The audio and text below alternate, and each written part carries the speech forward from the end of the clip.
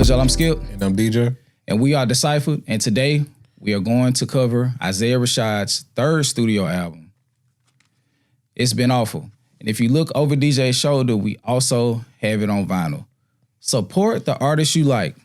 Cop their physical media. We don't know what the streaming situation is going to look like going forward.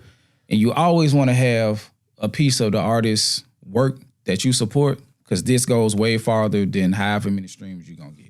Yeah, because especially now, just pick it up some. In the overall like landscape of physical media in general, like we already seeing the effects of it in like the gaming culture, gaming space now. Because now the big giants like Microsoft, Xbox, Nintendo, now they getting to the point where there's no more physical media that's being printed. Yeah, I saw that. Being made. Effective 2028, yeah. Yeah, so no discs, no cartridges, none of that. Everything is digital. And if you think that's only in the gaming space and it won't translate over to music, you're insane. So if you want to support the artist, get the physical media. That's what helps them the most, bro. So there we go. And hit this and just lift your mic up just a little bit. And I'm finna do the lead in. And like I said, this is the third album from Isaiah Rashad. Oh, I didn't realize this shit was autographed. I don't know if y'all can see that little what's the name right there. But yeah, this is coming off of a 5-year hiatus from his most recent album. Before this, The House is Burning. And Isaiah Rashad in total has 4 projects, starting with Sylvia Demo, then into The Sun's Tirade, then The House is Burning, which I replaced. So which one? It's Been Awful. Which one isn't counting as an album? Sylvia Demo. That's a mixtape? It's just a independent. Well, it's not independent, but it's the project that he did, like that proof of concept with TDE. Mm-hmm. So it's not really an album. That was like the first project he ever did. Damn. Okay. A little bit of lore. Okay. So yeah, man. Like I said, 5-year wait. In my opinion, we'll get to that. Before we get started, DJ, how you doing? I'm good, man. You already know. Happy to be back in the studio, but also just like doing just an album review. Mm-hmm. We haven't done that shit in a while, bro. Yeah. It's been a minute. So it's good to actually just sit down and, you know, I'm not going to say laser focus, but really just do like a deeper dive into a project. And I think this is an album that's worthy of that. Yeah. So I'm happy, man. So hopefully, you know, we can get back to doing a lot more of these, because this is what we truly, like where our core, the things that we really enjoy comes from. So I'm happy. So I'm ready. Me too, bro. And I was gonna pull some facts about the album. I didn't really get a chance to, but some of the stuff that I know, like his brother did the lion's share of the production on the project, like his actual, you know, blood brother. He came out with him, and they worked through the process of producing a lot of this album. So shout out to his brother. So yeah, like I said, 5 years, still under TDE. Right. The looming elephant in the room, like post the release of The House is Burning, you know, all of that stuff that happened and how people, you know, had their opinions about who and what he was and what he was supposed to be. You know, a lot of that energy, at least from the outside, was supposed to carry into and be translated in the album.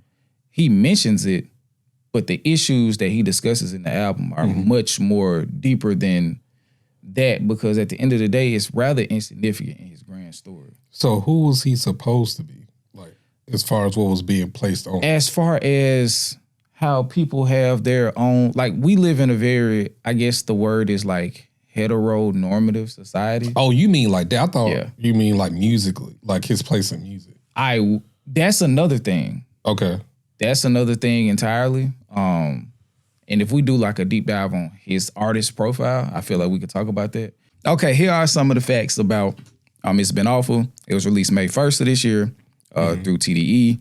Damn, May 1st. Some of the production, like to say, it was a diverse lineup of producers. Cal Banks, who he's worked with before, heavily on The House is Burning. Yep. Hollywood Cole, he's been seen through Jansport J, keeping his signature dreamy Southern influence sound while leaning more into singing. Yeah.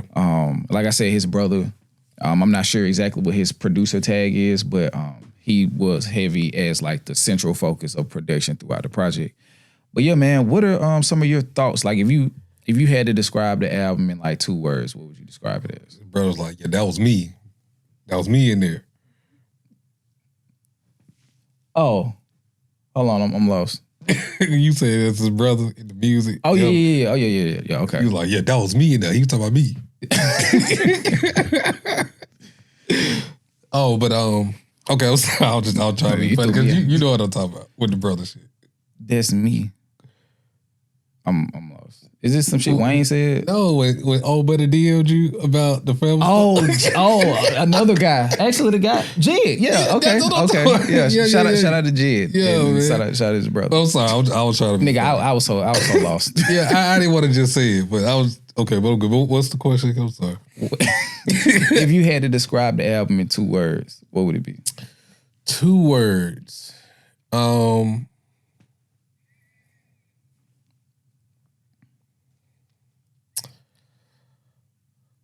I'll probably say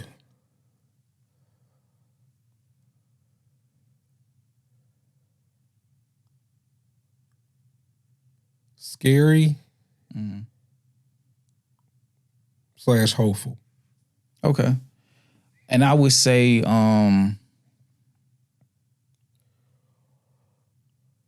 tense and cyclical.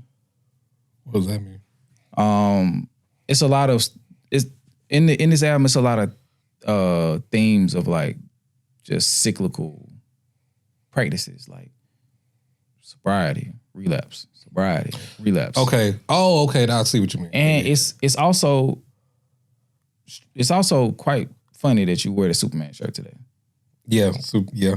We're gonna talk about that. That wasn't intentional. We're gonna talk about that. But yeah, cyclical and tense. Like there's a lot of tension in this album, and there is a lot of like it's some full circle moments in this project. It's like some closed loops. It's like some things where you don't know if it's resolution or if it's about to revert back to the pattern. Like the song Same Shit is literally a circle. What does that say right there? Super layered song, Do I Look High? The first verse, endless loop. Got you. Yeah. I've noticed that on several songs on this album that it's like a loop. Like it starts one place, he goes through the whole process, but that ending part just circles back to where he started from. He just keep doing the same patterns over and over and over. Like that, I did notice that. So it's kind of interesting that you said that. Like 100%. Yeah. So let's get into some of our favorite songs. What you got? Man on a Mission. The new Sublime. Same Shit. Boy in Red. Scared to Look Down. Happy Hour. Okay.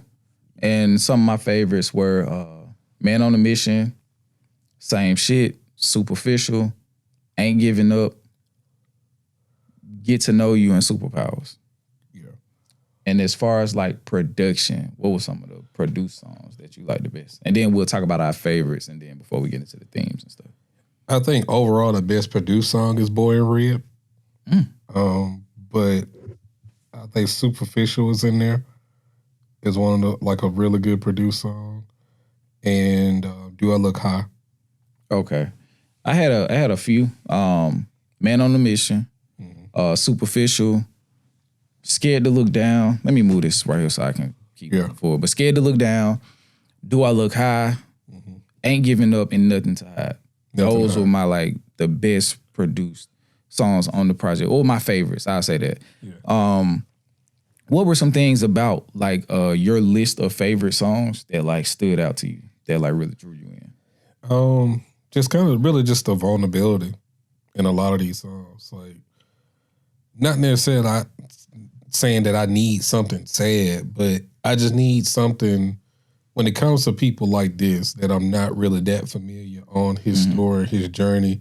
I need something to latch onto as like a focal point of what I can take from him. And a lot of this stuff is just like, I know it's sad to say because like during the reaction, going through the album now, I understand why you just like, you a positive nigga. Yeah. Because I just didn't know, bro. I really didn't. And when I really listened to this album, like, no, brother is like really down, dog. Like, this is a down-ass album, low-key, bro. So I can latch onto him trying to find his purpose or just trying to navigate his way through his addictions, bro. Like I have something I can laser focus on until I can go through like everything. Because I just heard Sylvia Demo, Sons Tirade for the first time this year. Mm-hmm. So I only heard him once. So it's just like, I'm not as tapped in as you are as far as like his journey, his music and things like that. So that was probably the best thing I got from it because I was able to pick up what he putting down a little bit. So, and with me, it's like a mixture of all those things. I do like, in my opinion, this is his best collection of songs as far as like an album in his career. Okay. I think like the uptick in the production, speaks to like he just really found himself as an artist and just like brought together a lot of the tools that he showcased on different albums. Like in this album, I hear like evolved artistic choices from even as far back as Sylvia Demo. Mm-hmm. Like I'm hearing that. I'm hearing the stuff from Sons Tirade, a little less of what we get on The House is Burning, but some of those elements are still there, particularly like the sonic choice that he chose on the back end of Happy Birthday to You, a song like,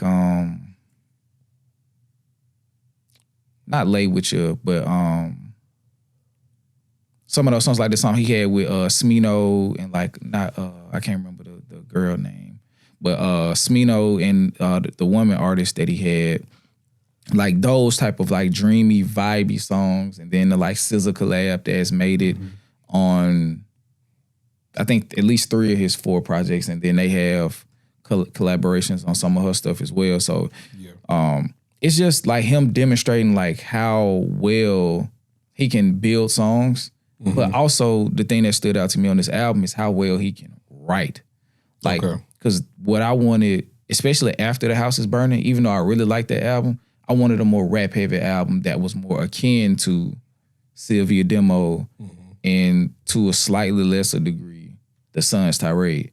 And he was able to do that, but he demonstrates so much polish as a writer and as a rapper in this album, and as a lyricist.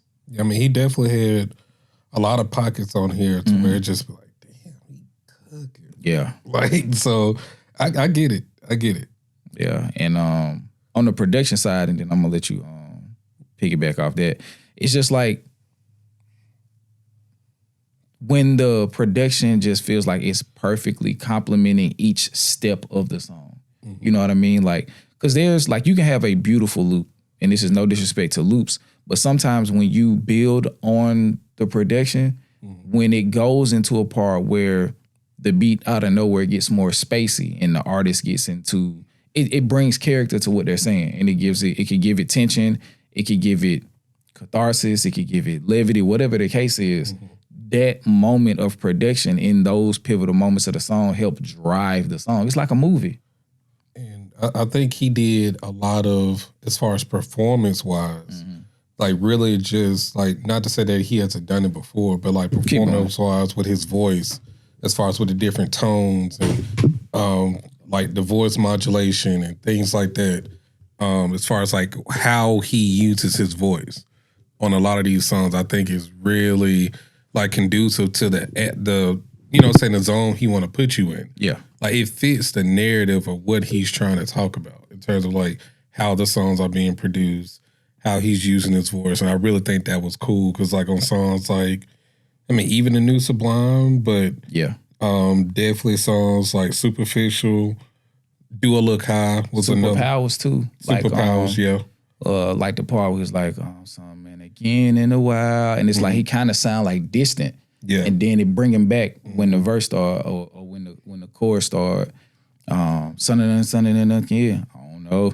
Because because I was gonna mention that when we got into like some of the songs, but I think at certain points he was doing that to like show the intention of in those moments where he's drowning in his thoughts. I can see that. So that's why he's so far away. We can't really hear him because he can't say what he's trying to say is because he's so drowned in the how the drugs make him feel, or him trying to find his way back to be to a point where he can actually talk normally. And songs like Act Normal is one of those songs where he just kind of came out of some shit like on the song before, but he just went right back into the shit. So it's kind of just like a up and down roller coaster the whole time. So it's just like, if you're not really paying attention to that, like I feel as though that could just kind of be missed. Yeah. If you're not really actually listening to what he's trying to convey through each song. And I think it's sequenced very well. I do too. Like, and that was going back to the facts of the album.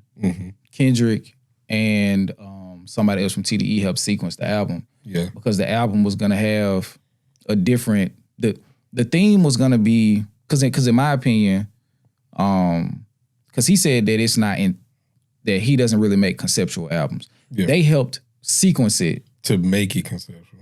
At least to me, yeah. Even if it's not quote unquote conceptual, it's thematically cohesive. It's still a story there. Yeah, so it's thematically cohesive now with the way that they structured it. And we'll talk about what I feel like is the turning point in the album in a minute. Okay. But yeah, they helped structure the album to where it gave off the things that we'll talk about, but he wanted to structure it based off the skits, which is like the radio segments. Okay. So they had a much more prominent role in his version. Yeah. But in the version we get that we're going to talk about today, I feel like the central theme is something else. Okay. But you talked about what drew you in production wise, didn't you? Well, yeah, it just how as far as like the ambiance of it all, like where he's putting you, like a lot of these songs, I'm not gonna say it's lo-fi because he does have some up tempo songs on here, but the way it's sequenced, I feel as though makes it a lot more like I'm not just sad through the whole process of it. Yeah, he did it in a way to where he can make his point, but also it's kind of like it's not a like samey experience. Yeah, I mean, I guess that's the best way I can put it. Yeah, because it's sonically extremely diverse. Yeah, it, like you said, it does highlight the ups and the downs and his journey and weaving through them, and like I said, the production gives more gravity to these moments, and I feel like they did a great job at capturing that. Yeah. But let's get into kind of like the meat and potatoes of this. Like, what are some of the themes and like concepts that he presented that stuck out to you? I mean, like you said, when he was talking about at the end of The House is Burning, how basically, he was still on drugs, and a lot of this album is him just basically showing you the journey of where he is now with that process. Yeah. Like, I think he's more aware of how harmful it is to him, but he still hasn't really found that way to just like weave himself off of it. I think he's almost there, but he has not found that like, this is my through line to get me away from this shit, or rather have a better way to control the shit in this moment. But I think he is more aware of the damage, and I think he's more aware of where his addictions and things come from. I think that was the most important thing. I think he was able to pinpoint the source. The triggers, yeah. The source and the triggers. To a lot of shit. And I think that's important for anybody that's on a journey, or whatever your journey is figuring out the source and the triggers of that source on you currently. Yeah. And I think he did a great job at that, in my opinion, especially with songs like Act Normal. That song kind of hit me, bro. I ain't gonna lie to you. Like, that song did a lot for me in terms of just like understanding him and just putting in perspective on how I know other people. Like, I know a lot of other people that's like this, and they don't even realize like the things that they've gone through is detrimental to them. They think that shit is just normal everyday life. It's not, bro. And I think that comes as a matter of like having like exterior perspective. Because like if something becomes normalized to you, you'll never know it's abnormal unless you're introduced to a new normal. You know what I'm saying? And we're going to get into the album, but some of the things that stuck out to me, like generational trauma, of course. Yeah. And the humanizing process of truly loving yourself through, I don't know what I stopped. I guess like self-discovery. Yeah. The juxtaposition of superpowers and feeling powerless. We'll talk about that. Drug addiction and the cycle of recovery and relapse. Yeah. And also the battle of exterior love. And I think okay. I see what you going to like the point that you made as far as like him not fully having a grasp on how to stay on the right side of sobriety as much as possible. I feel like I feel like he, in my opinion, I feel like he found that resolution. Okay. In the song "SUPERPWRS," no pun intended. And we'll talk about that in more specificity going forward. But like, let's just start from the beginning, man. Let's start at New Sublime. Yeah, man. I mean, just the opening line of this album. Yeah. I'm cut from a sinful nature. And I feel afflicted, falling over. Ask me who I'm fucking. I've been fucking up. Like, bro, like that alone, how to open the album says a lot to not only where he is, but just like his character as a whole throughout this process. Like that right there kind of, I'm not gonna say, that kind of sums up the whole album, to be perfectly honest. It gives you everything as far as like from a concept perspective, what the album is about. Like, I'm cut from a sinful nature, understanding where his vices and traumas come from. And I feel afflicted. I feel some way about that kind of shit. You know what I'm saying? I'm falling over this shit. They ask me who I'm fucking, talking about the video shit. But truthfully, I just been fucking up, bro. I've been relapsing. I'm not sober, bro. Like, I've been fucking up. That's what's more important to me, not who I'm fucking. Yeah. I've been fucking up. Yeah. Like, I just feel so that line, it says a lot. And the fact that that's the first line you hear on the album. It's a powerful way to start it. And like, I'm looking at the line where it say, I feel afflicted. Like I caught the bug. The bug? Yeah. Okay. So like the sinful nature, like, okay, so this is my environment. And me feeling afflicted means I've picked up on these habits. Okay. And now they are a part of my overall condition. Okay. You know what I'm saying? Like, so when I look around and I realize I have these things that I need to work on, you know, these areas of improvement, I trace back and it's like, oh shit, like this is a part of my bloodline. And he said in the Breakfast Club interview, like, I come from people with addiction issues. Yeah. Like he said he even thinks that he's genetically predisposed to it. Yeah. So like, even just like nature, like down to not even just nurture. Like he said, I come from a sinful nature.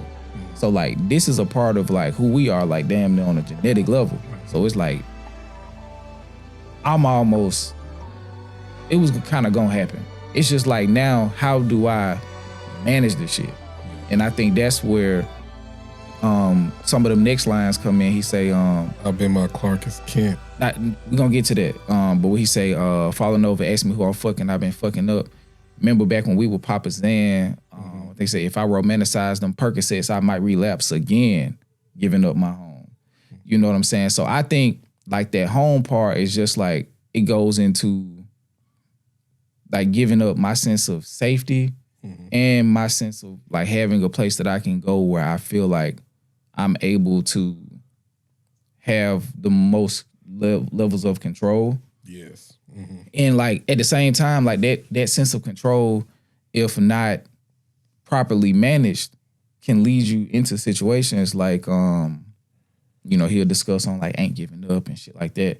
But when he said the giving up my home part, that stuck out to me because he discusses going to rehab a lot. Yes. So I'm kind of taking that in the literal sense and a figurative sense. It's like, okay, if I fall back off this wagon, I gotta literally give up this space and like go back to this rehab facility and like get back right. And then he said I met my Clark's Kent at my lowest, and then, you know, the lowest and lowest lane being a part of, you know, just being wordplay, but also there's a lot of relationship information being conveyed throughout this project. So like in my relationships, I'm kind of like stripped of those perceived superpowers, or I'm like seeing myself at my weakest level with my partner. You feel what I'm saying? Yeah. Like I'm not able to give that person my fully empowered self. Or I kind of looked at it as like, I'm in my Clark's Kent at my lowest, my Lois, okay, double entendre for being low, but also Lois Lane, who's Superman's significant other for majority of his, comic book run and things like that. But also, a lot of people view Lois like as a source of weakness for Superman a lot of times because she, in most cases, don't have a lot of agency to get a lot out of a lot of these scenarios, and it puts him in compromised positions. So even though he's at a point to where a lot of times he can't even think for himself, but the fact that his relationship with drugs, I'm comparing Lois with the drugs in this scenario. Like, even still, like, this has always been, well, not always been, but one of my biggest weaknesses throughout this whole process is the fact that my relationship with drugs. So I'm always here at this point. It just, I kind of felt for him in that moment, man. I did. I ain't gonna lie to you, man, because a lot of people, y'all know that y'all been in relationships that y'all shouldn't have been in, or rather, y'all been in positions with people that weren't good for you. And they was able to have a level of control over you and have a different level of perspective over your life.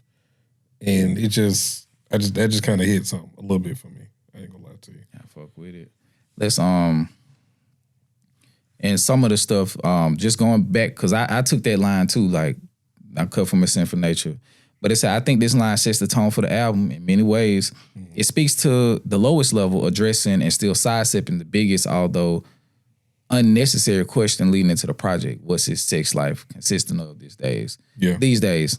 Number two, the line speaks to generational trauma and shared traits that travel down lineage without addressing or correction. Isaiah suggesting the bug has bit him and he's exhibiting similar behaviors. Asking me who I'm fucking, I've been fucking up, redirects the gossip to an introduction of a sequence of stories about much deeper issues than his sex life, but in a very purposeful way, still serve as an explanation for actions that led to his current outlook on his personal and sexual perspective.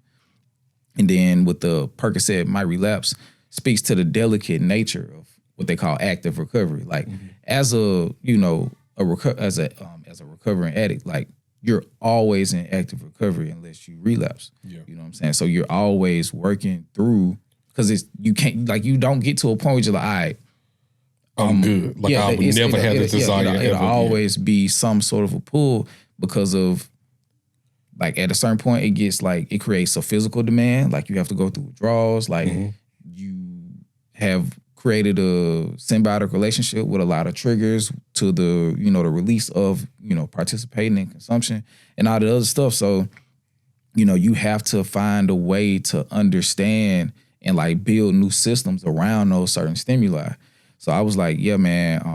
And another reason why I say it's some hope in his album, like, he understands where he needs to go, because we was like, I promise you the new Sublime. Boy, I promise you my truest heart. We was finna get there. That's yes, sir. Keep going. Yeah, keep going. I promise you the new Sublime. I promise you the truest art. I promise not to lose myself. I promise not to shame my God. Yeah. Like, bro, like, how could you not feel that shit when you listen to his album? Like, y'all most so worried about who he fucking. Like, come on, man. It's so much deeper than that, man. Yeah. This shit low-key a hero's journey. But into the Clark is Kent at my lowest, the Clark Kent, he's perceived as the weak, mild-mannered, inferior alter ego to Superman. And this is a clear separation and polar opposite to his stance from his let me say this again. This is a clear separation and polar opposite stance from his perspective on the song Superpowers. Okay. And we'll talk about that more. We're going to get to it, but then into the I promise you the new Sublime, this next phase will be much greater. And I promise that experience to you. You see me down now, but stick with me while I bloom. So, like, yeah, I get it. Like you said, there's a lot of hope in this project. And I feel like at the end, I feel like, of course, like, this thing never ends. And that's why I say it's cyclical. Yeah. However, like, there's a lot of power in identifying where you're strong and where you're weak. Yes. And then finding the balance and being able to walk that tightrope with intention. And I feel like that's what some of this album speaks to.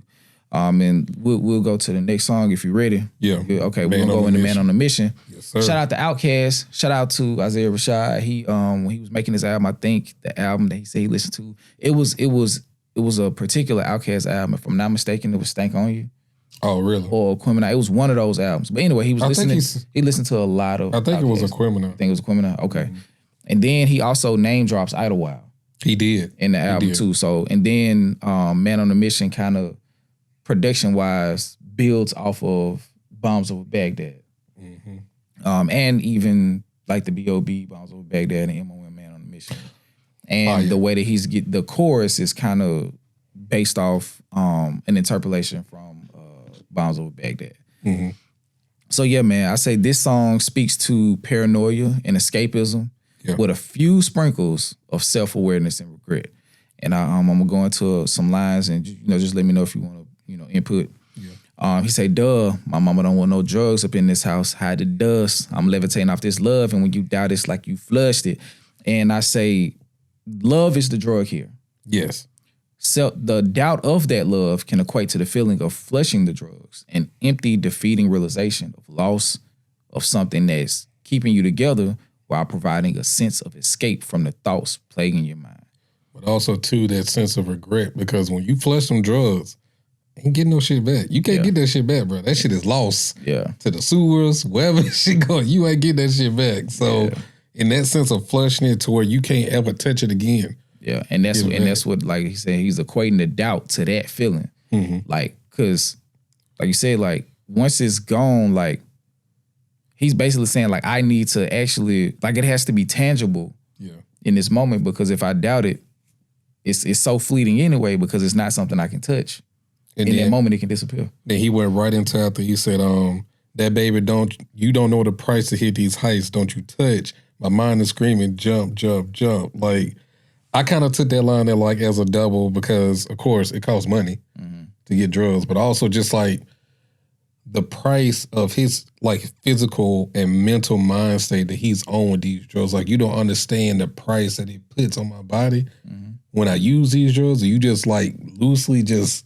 You know what I'm saying? I'm taking myself to a whole nother plane of existence when I'm on these drugs to where I don't know if I'm really my truest self or not, but it's something different than what I am here with you.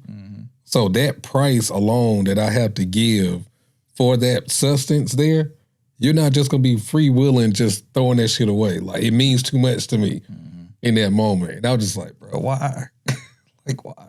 But I took it another way as well. Like I say, it's a double meaning, like the love and the drug, the heights. Yeah. From the love of self to be currently above the things taking you back, but the drug high and all that comes with attaining a new, strong enough high at this stage of tolerance is unsettling to think about when an innocent child is possibly fiddling with it, reminding you of how far you've come and what you've lost of yourself. But also... Child, right. With the love aspect, like following on the concept of love being a drug, you don't know the price that it takes for me to choose love in this moment.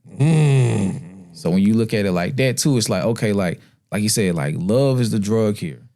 I'm choosing this. And what brings that to my mind even more, my mind was screaming jump. Jump from where? You're not jumping from the drug. Your mind is trying to get you to escape from this place that you feel uncomfortable because you're having to actively choose this. It's easier to do the drugs. It's harder to like be in the presence of, my mom said I can't bring that shit. Like, so I got to put that down and I got to live on this. I got to get high on this love. Like, I'm looking at this kid and looking at them is like, damn, bro, like did I lose that? Because my mind is telling me. Oh, a sense of innocence. Yeah. Oh, that's definitely in here. And my mind is telling me like, jump off this cliff. Go pick them drugs up that she told you. Go hide that. Go get that dust that you decided to hide and get back right. You know what I'm saying? Okay, yeah, it's not in this song. But yeah, that sense of innocence, we definitely want to circle back to that for sure. He said, my mind said me jump, like speaks to self-sabotage and falling off that wagon. And then, he goes into the whole part from hi and I'm fried, can you order some fries for me? All the way to the end of the verse where it say, in the car late waiting outside, damn, you must be reading my mind. But like I said, that part right there is like, in my opinion, he's speaking to a lack of control from his external environment and the paranoia that comes with that for him. the government exploitation through the media and propaganda, or reaching for his weapon due to seemingly like benign triggers like horns beeping and shit like that. Like when he outside thinking about his own mortality and acknowledging and fighting the pull to indulge in drugs. You know what I'm saying? So like all of these things are going on. So it's like, it's just so easy to choose escapism. Yeah. You know what I'm saying? Because I'm getting all of this stimuli and it's like, it's overwhelming at times. But I'm on a mission. And this shit is taking me back and forth. Like, I would much rather be here. Yeah. If I could. Like, this is my better self that I'm choosing to, like, exercise. But, like, I'm still in the throes of, like, being pulled back and forth, like, due to this. Like, my relationship with drug use. And kind of like, as far as, like, his relationship with it and how it makes him speak and feel, like, in most cases, people who are high get into a more of a conspiracy theory bag. And he definitely touches that on this song. He was like, can you spot a lie when the government is tied to it? A feast for your eyes, now they fucking your mind again. And then Elon digging through the cell phone records, everything for sale, even hell, my nigga. Soon they be trying to sell the air, my nigga. Like, but if like real shit though, that's not even conspiracy no more. I know, but I'm just saying like most people don't really talk like that unless they own, you know what I'm saying, some type of substance or just how, whatever it may be. Most people don't want to talk about it, even though, like you saying, it's right in our face. Yeah. At this point, if you choose to acknowledge it, it's right here. And like I said, like a lot of people choose not to. But like once you like start to get awareness and exposure to this information, it's in your face. It can feel overwhelming. Like I remember in 2017, like I had a moment where I was like, it's just too much. Like I had a brief like 30-second stint of like full blown nihilism. It was just like, bro, nothing matters. And I damn near had a panic attack in the car. Like I was like, yeah, bro. Like so I can understand. It's like, okay, well, if I'm feeling like that, man, fuck this shit. Let me, you know what I'm saying? Let me find a way to get like escape. You know what I'm saying? But yeah, bro, it's a lot. You feel what I'm saying? Like in that, like you said, that second verse, like that everything for sale, leaving hell. You know, Elon digging through your cell phone record. Like he basically just talking about all the shit that's going on. You ain't got nothing to hold on. Like your boyfriend creeping and your girlfriend left you. Real live streaming and the world don't love you. Elon digging through your cell phone records. Everything for sale, living hell, my nigga. Soon they be trying to sell the L, my nigga. Pay my bills and it still don't work. Ask my dog if we still on Earth. Oh shit. Like I ask T all the time, like, bro, like, what if like that 2012 shit really happened and like we living in hell? Like just like a lot of the shit that be happening, it's like, bro, like, so nobody gonna do nothing about this shit. Like nobody. So like I feel where he be coming from. Cause like when you listen to his music, particularly like going back to like Sylvia Demo and shit, like he has, and that's why a lot of people wanted to like equate him to Kendrick so early, because we coming off of, because Sylvia Demo I think was 2012, 2013. Okay. So we fresh off of To Pimp a Butterfly. No, not To Pimp a Butterfly. He ain't came out yet. But no, like, Good Kid. Good Kid, but more importantly, Section 80. Because like when you listen to those projects, some people kind of liken like even down to like they vocal inflection and like, because that was a different Kendrick tonally. Yeah. But like subject matter wise, like addressing what's going on in the world, like they both did that, but they did it from their own unique perspectives. You feel what I'm saying? And so they tried to liken him to that. So like this awareness of his environment and like societal things that's always been present in his music. It was on varying levels because now he's more focused on him, but he's, you know, speaking to those things also being a trigger that lead him to escapism. And speaking of the escapism, we at it again. Lies, truth, the errors between. You want to try it too. Reality is. I got a bag full of errors. Avril Lavigne, bro. Like, oh my God, bro. You just like, fuck it. I got this shit right here, man. We can escape to this right now, bro. It is what it is. I mean, it was hard when I heard it in the reaction. But when I actually like went through it with context, that line is crazy. And then, like he said, like somebody said they was waiting in the car, like waiting outside in the car, like to provide him this stuff. So that's like, damn, babe, how you know I wanted it? You feel what I'm saying? But like, and that's why the back and forth is like, I'm not at a place where I can like, We'll talk about that word. We will talk about Duality. not even that. We'll talk about a specific word in a minute. Yeah. In the shift. But let's see.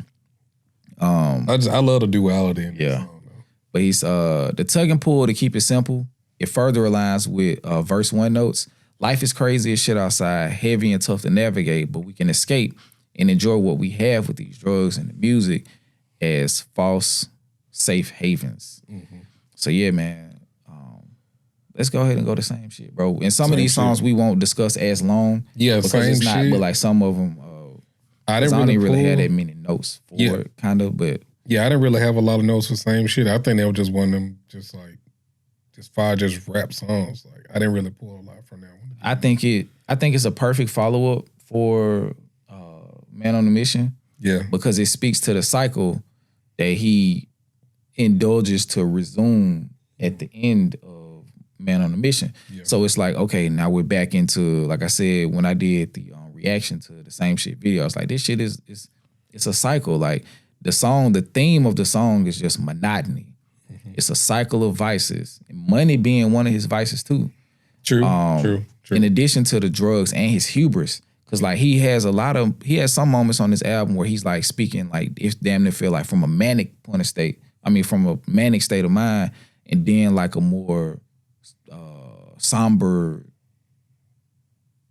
downtrodden perspective. Mm-hmm. But he say, even discusses a low point with the police getting involved, during his spirals, which is really, and he was saying it like, it's expected. Like this shit, like the cops get involved when I had these episodes. Yeah. Like for whatever reason, like I fall asleep at the wheel, you know what I'm saying? I'm publicly intoxicated, whatever the case is. So they got me somewhere I shouldn't be. Yeah. Yeah. But he said once again, it reiterates to the urge for escapism. You know what I'm saying? I'm working, it's great, it's late, but still today, gotta get off your ass and live. Yeah. Mm-hmm. And that line is like, okay, like I said, I'm working and it's great, it's late, but still, you know what I'm saying? Like, do something for yourself. Like so the seeds are being planted, like those momentary moments of like of awareness. Like, hey man, like I'm focused on the work. So that's like allowing me to like work on myself. Like, cause I have something that I can delve into. Like I still smoke weed, but like, and that's probably a flaw of mine, but I ain't doing the other shit. Right. You know what I'm saying? So I can lock in, do this, it's more manageable. Whatever the case is, I can work on myself and things are coming together because this is what I'm focused on. Yeah. You know what I'm saying? I have issues with this sometimes too, but just like smoking dope. No, hell no. I'm just talking about as far as just being so caught up in your own mental journey that, bro, the world don't stop, bro. They don't. Like, just because you so caught up in your own perspective, your own world, that don't mean the world ain't moving around you, bro. You just have to be able to find a good re-entry point to get back into the fuck shit for the most part. So that's why at your core, you have to have that sense of stability and sense of self when dealing with this shit, because the world can amplify the problems that you already dealing with. And that shit is not stopping. Yeah. No time soon. So when I look at it from that perspective, like I understand, like, man, it's the same shit. Yeah. Every time. So it's just like, I get it. And you'll look up, it's springtime, you get in your bag, positive or negative, you look up and it's wintertime. It's like, hold on, what the fuck? It's like, damn, like I was that wrapped up in myself. Like, yes, like it's like we're at the end of the year. It happens. Or in the beginning of a new year. You know what I'm saying? So like, yeah. But yeah, man. I promise you, like if we weren't really doing this, like I think I would have stints of that where I just kind of get just lost in my personal. On autopilot, yeah. Yeah, pretty much. Like just doing stuff like this kind of bring me back or attaches myself back to what's going on outside, to be honest. Give me something new to focus on. Yeah. Yeah, so it's just kind of like, not to saying that being a parent ain't enough. It's a lot. It's a lot. But just like as far as just my own personal. Yeah, because it's like, it's a daily routine. So it's like, it's repetitive. Like, it could be monotonous at times. Like you get them up, take them to school, go to work, come home, get them ready for bed, put them down, well, feed them. Yeah, feed them. Yeah, they gotta eat. Put them down for bed, and then you try to put together whatever you can for your last little piece of. Yeah, the last 2 hours. You try to enjoy 24 hours in an hour and a half. Then you're like, damn, I gotta wash the dishes. Then that's 45 minutes gone. Then it's 45 minutes. Like, okay, I'm gonna watch something. Damn, I'm kind of sleepy. Then you go to sleep. You ain't did nothing for yourself, and then you look up, and you 5 months in, and damn, bro, get up off your ass and live. Like, what did you do? Like, you're working. It's great. But today, go get a haircut. Go to Target. Well, not Target. Yeah. But that used to be the thing. Like, go get a haircut. You go somewhere, get you something to drink or whatever. You can go buy you something. Do something for yourself. Yeah. You know what I mean? Like, because back in the day, like 10 years ago, you go get that haircut. You sat in there for 3 hours. You get to rap with the niggas around. Then you get in the car. First thing you finna go do, you finna go wash the car. You gotta go wash the car. You know what I'm saying? Just be seen somewhere. Yeah, just do something. I gotta go run errands. I can run errands. That's the most bullshit ass shit. It's stuff to do now. I gotta. I never understood that shit as a child until I became an adult. Oh yeah, I gotta go run errands, bro. And you have to romanticize it, because if not, it's just something else you gotta do. So sometimes it's like, shit, what? I feel like I want to be outside, so let me go do some of them errands I gotta do. And you know what I'm saying? And even if it's just not errands, just like do something for yourself, bro. Like, you feel what I'm saying? But yeah, man, let's get into Born Red. Like, okay. I think this song it's important in the album for sure, because it continues to, it sets the relationship tone. It furthers it from the new Sublime. Yeah. But it's like, it's a relationship song. It's, speaking of the longing for commitment, even if momentary. Because in these current moments, I'm content. Like, and that's what, like, late nights beside you, I don't know no pain. I'm here kissing Nirvana. Like, and I looked it up yesterday, and it was like, Nirvana is a position of, like, it's just in the middle. Like, to me, it says basically being content. Yeah. You know what I'm saying? It's not peace or pain. It's just in the middle. Yeah.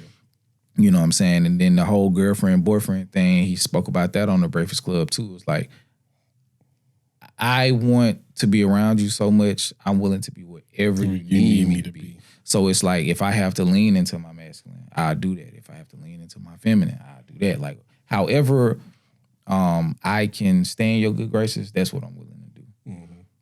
But yeah, that's all I got from that song. Yeah, same here. I mean, it scratches the itch. Yeah. For the most part, that everybody want to know, like, oh, snap, who he fucking... It scratches it enough, I feel, like, without just being too...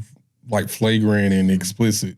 Like, I think that was a good way to put it, to be honest. Like, here, bro, got what y'all want, bro. And I don't even think it was like bisexual. Yeah, but I'm just saying, like, it's a talking point that people that want to hear or know about that shit, they can use that, is what I'm saying. Okay, so like the people who came here just for that. Like, who would dig themselves into a 50-foot hole looking for a piece of a rock. Okay. I got you. Yeah, for sure. Yeah. Goofy ass. But let's go into the next song, man. Superficial, which builds on the song previous. Super fire, bro. Hold on, but where's the skit about with him and his brother? Is that before or after Superficial? I think that's after. If I'm not, I can't confirm. I think that's after though. I think I wrote it down. I don't remember a skit being that early in the album. Well, which one are you talking about? When he was talking in the car or the radio? He was talking to his brother. Let me see. Hold on.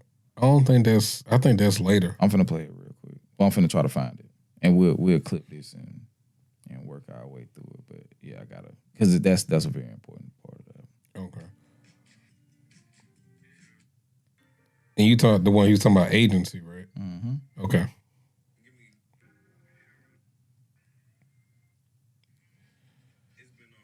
Okay, it's at the end of Superficial.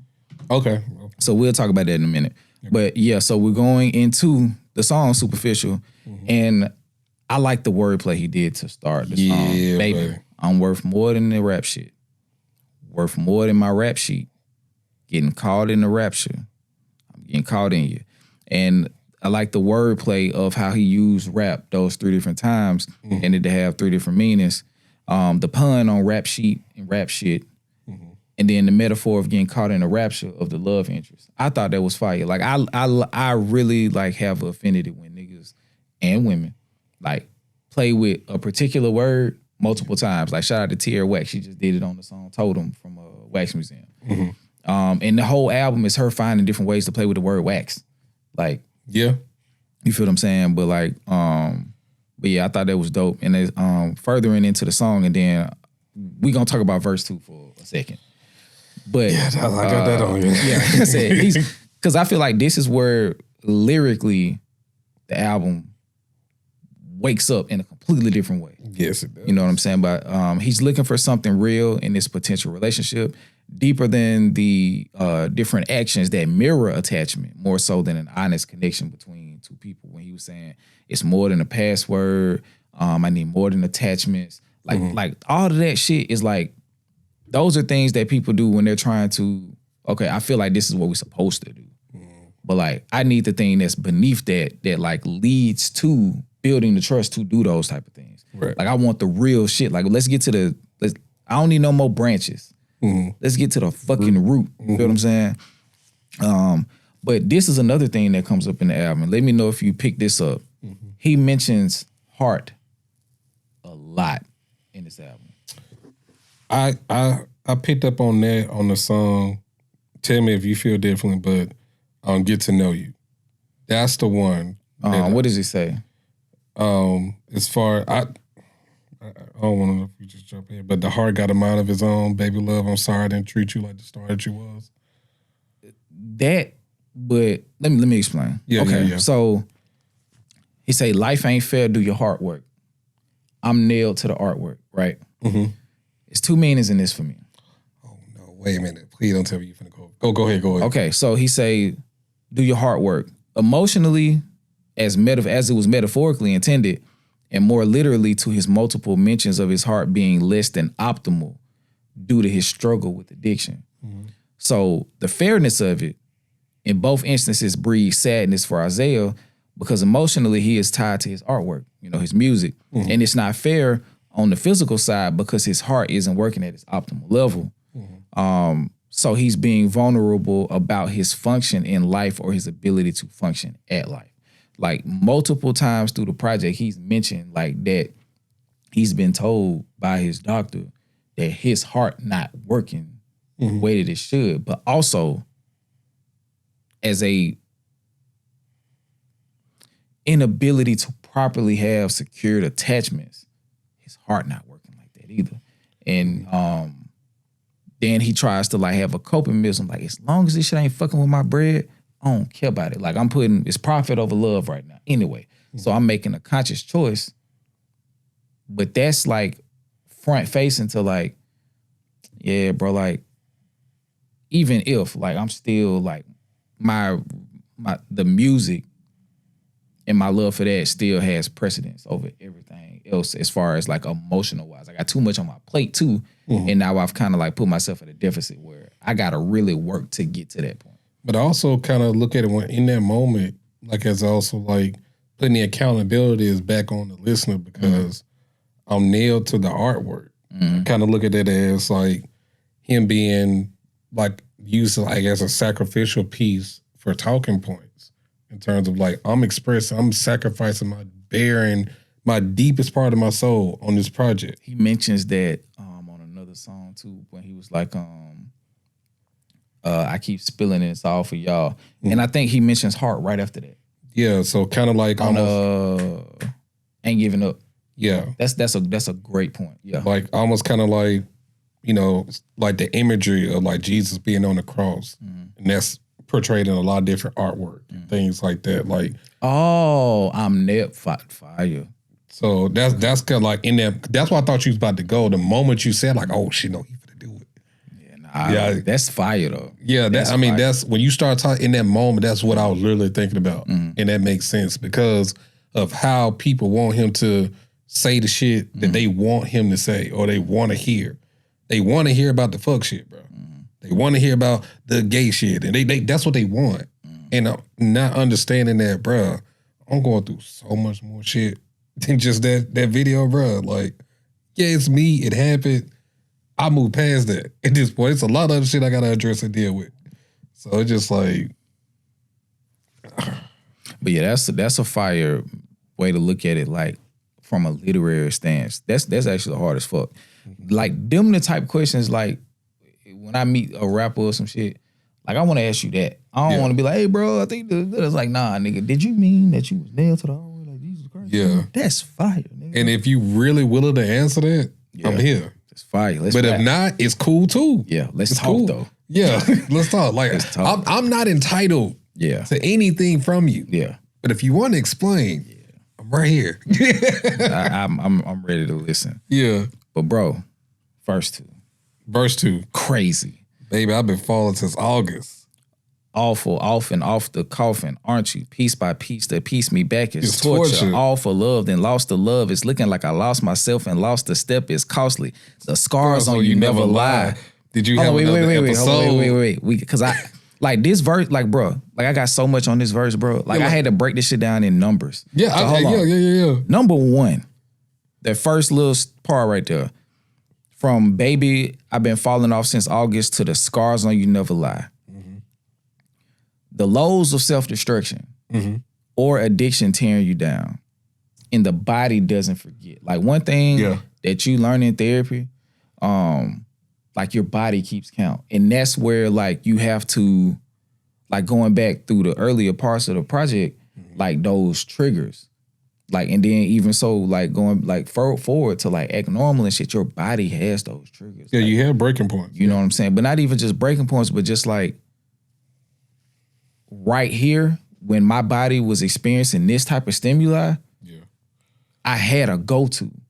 You know what I'm saying? Like even just look at it like on some sports shit. Like if somebody's trying to jam you at the line, like you already have in your mind, like even if it's reflexive, what your next course of action is. But especially where you are on the court. Yeah. So like and you know, like on basketball, like if I feel you on my, like if I feel your forearm, like more so on my right side, I'm spinning off my left shoulder and I'm shooting it that way because your body, like you already set to go that way.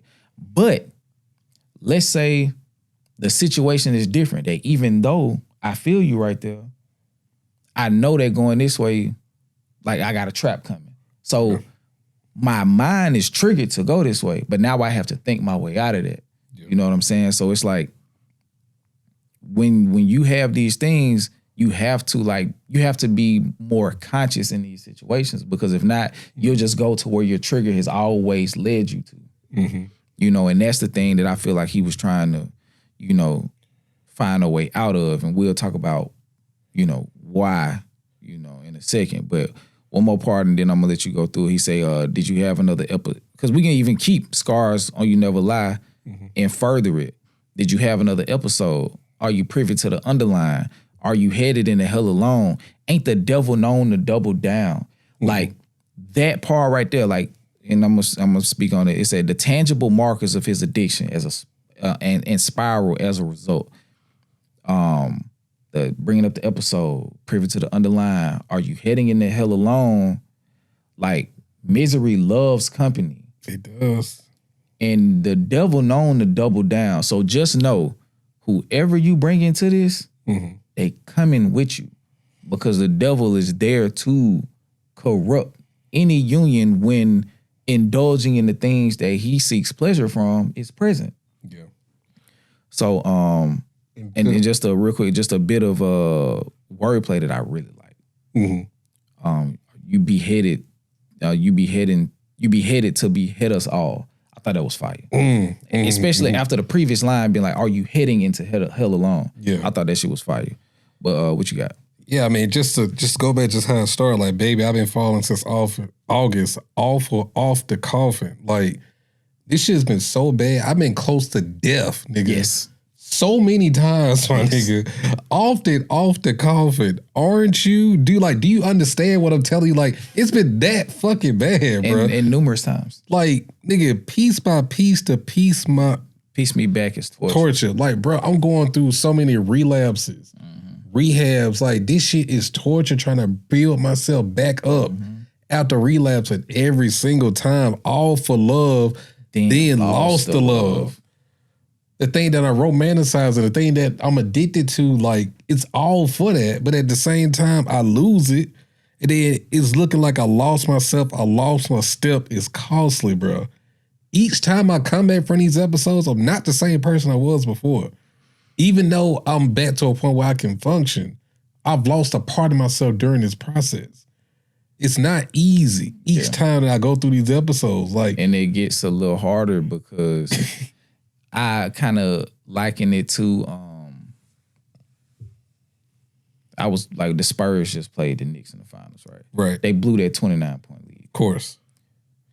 The mental scars. After that, there's never a point in the game you'll ever feel comfortable again. Mm-hmm. Like you could be up 50 and still feel like you're gonna blow the game because you blew that 30-point lead. Mm-hmm. And it happened fast. The scars on you never lie. Exactly. So it's like, when do I find a point of comfort? If I know, like, okay, I tried it this way, I reverted. I tried it this way, I reverted. I did this, I did that, I did this. And it's like, it's leading me to these reversion periods. And it's like, I just don't feel safe.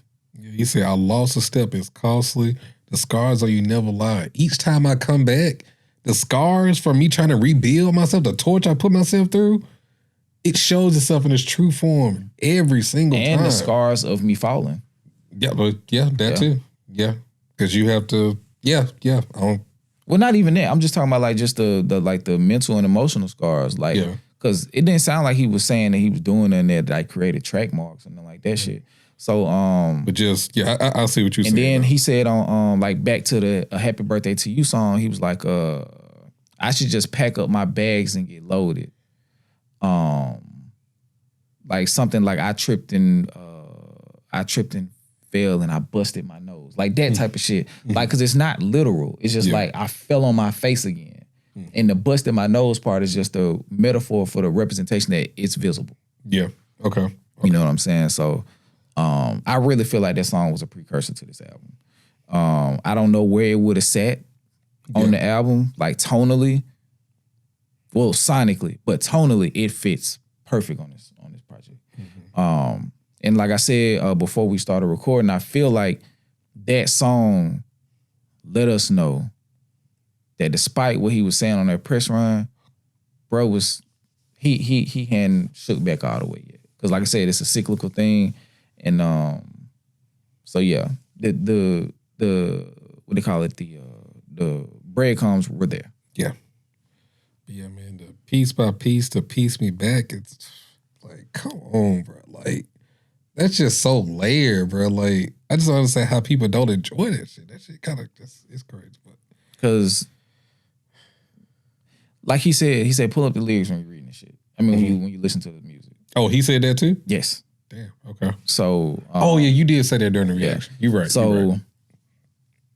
If you're not taking the time with it, you're missing some of these subtle nuances. Like the beheaded to behead us all. Like, that's just like subtle like things. Like, but, and then he's rapping at a certain pace. Yes. You know what I'm saying? It might be heavy on my debit card. Might be heavy on my heavy heart. Mm-hmm. Once again, more heart imagery. Might be better if we bet it all. Like, let's just go all for broke. Like, and bond for bond. So if it ends big way, this way, or that way, it'll be over. Right. You know what I'm saying? And that's like a very pessimistic place to be in too. It's like, hey, like, how about I just take a bunch of shit? Mm-hmm. And if I survive, I know I took myself to a place I never want to be again. But if I fail and I die, like, that's it. You know what I'm saying? Like, maybe if I just go crazy one time, that'll get me to a point. It's like, okay, I never want to do that again. But also, if I die in the process, I don't have to do it no more because it's over. Damn. Oh shit.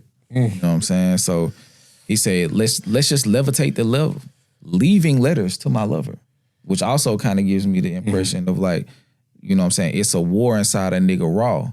I like that, flipping the war in the raw. Reinvested in my rebel cause, reinvested in my Schedule Ones, going back to the drug usage. Love, I know I need to level off. I know I'm flawed, but stay with me. I got a problem with escapism. Weight simmer.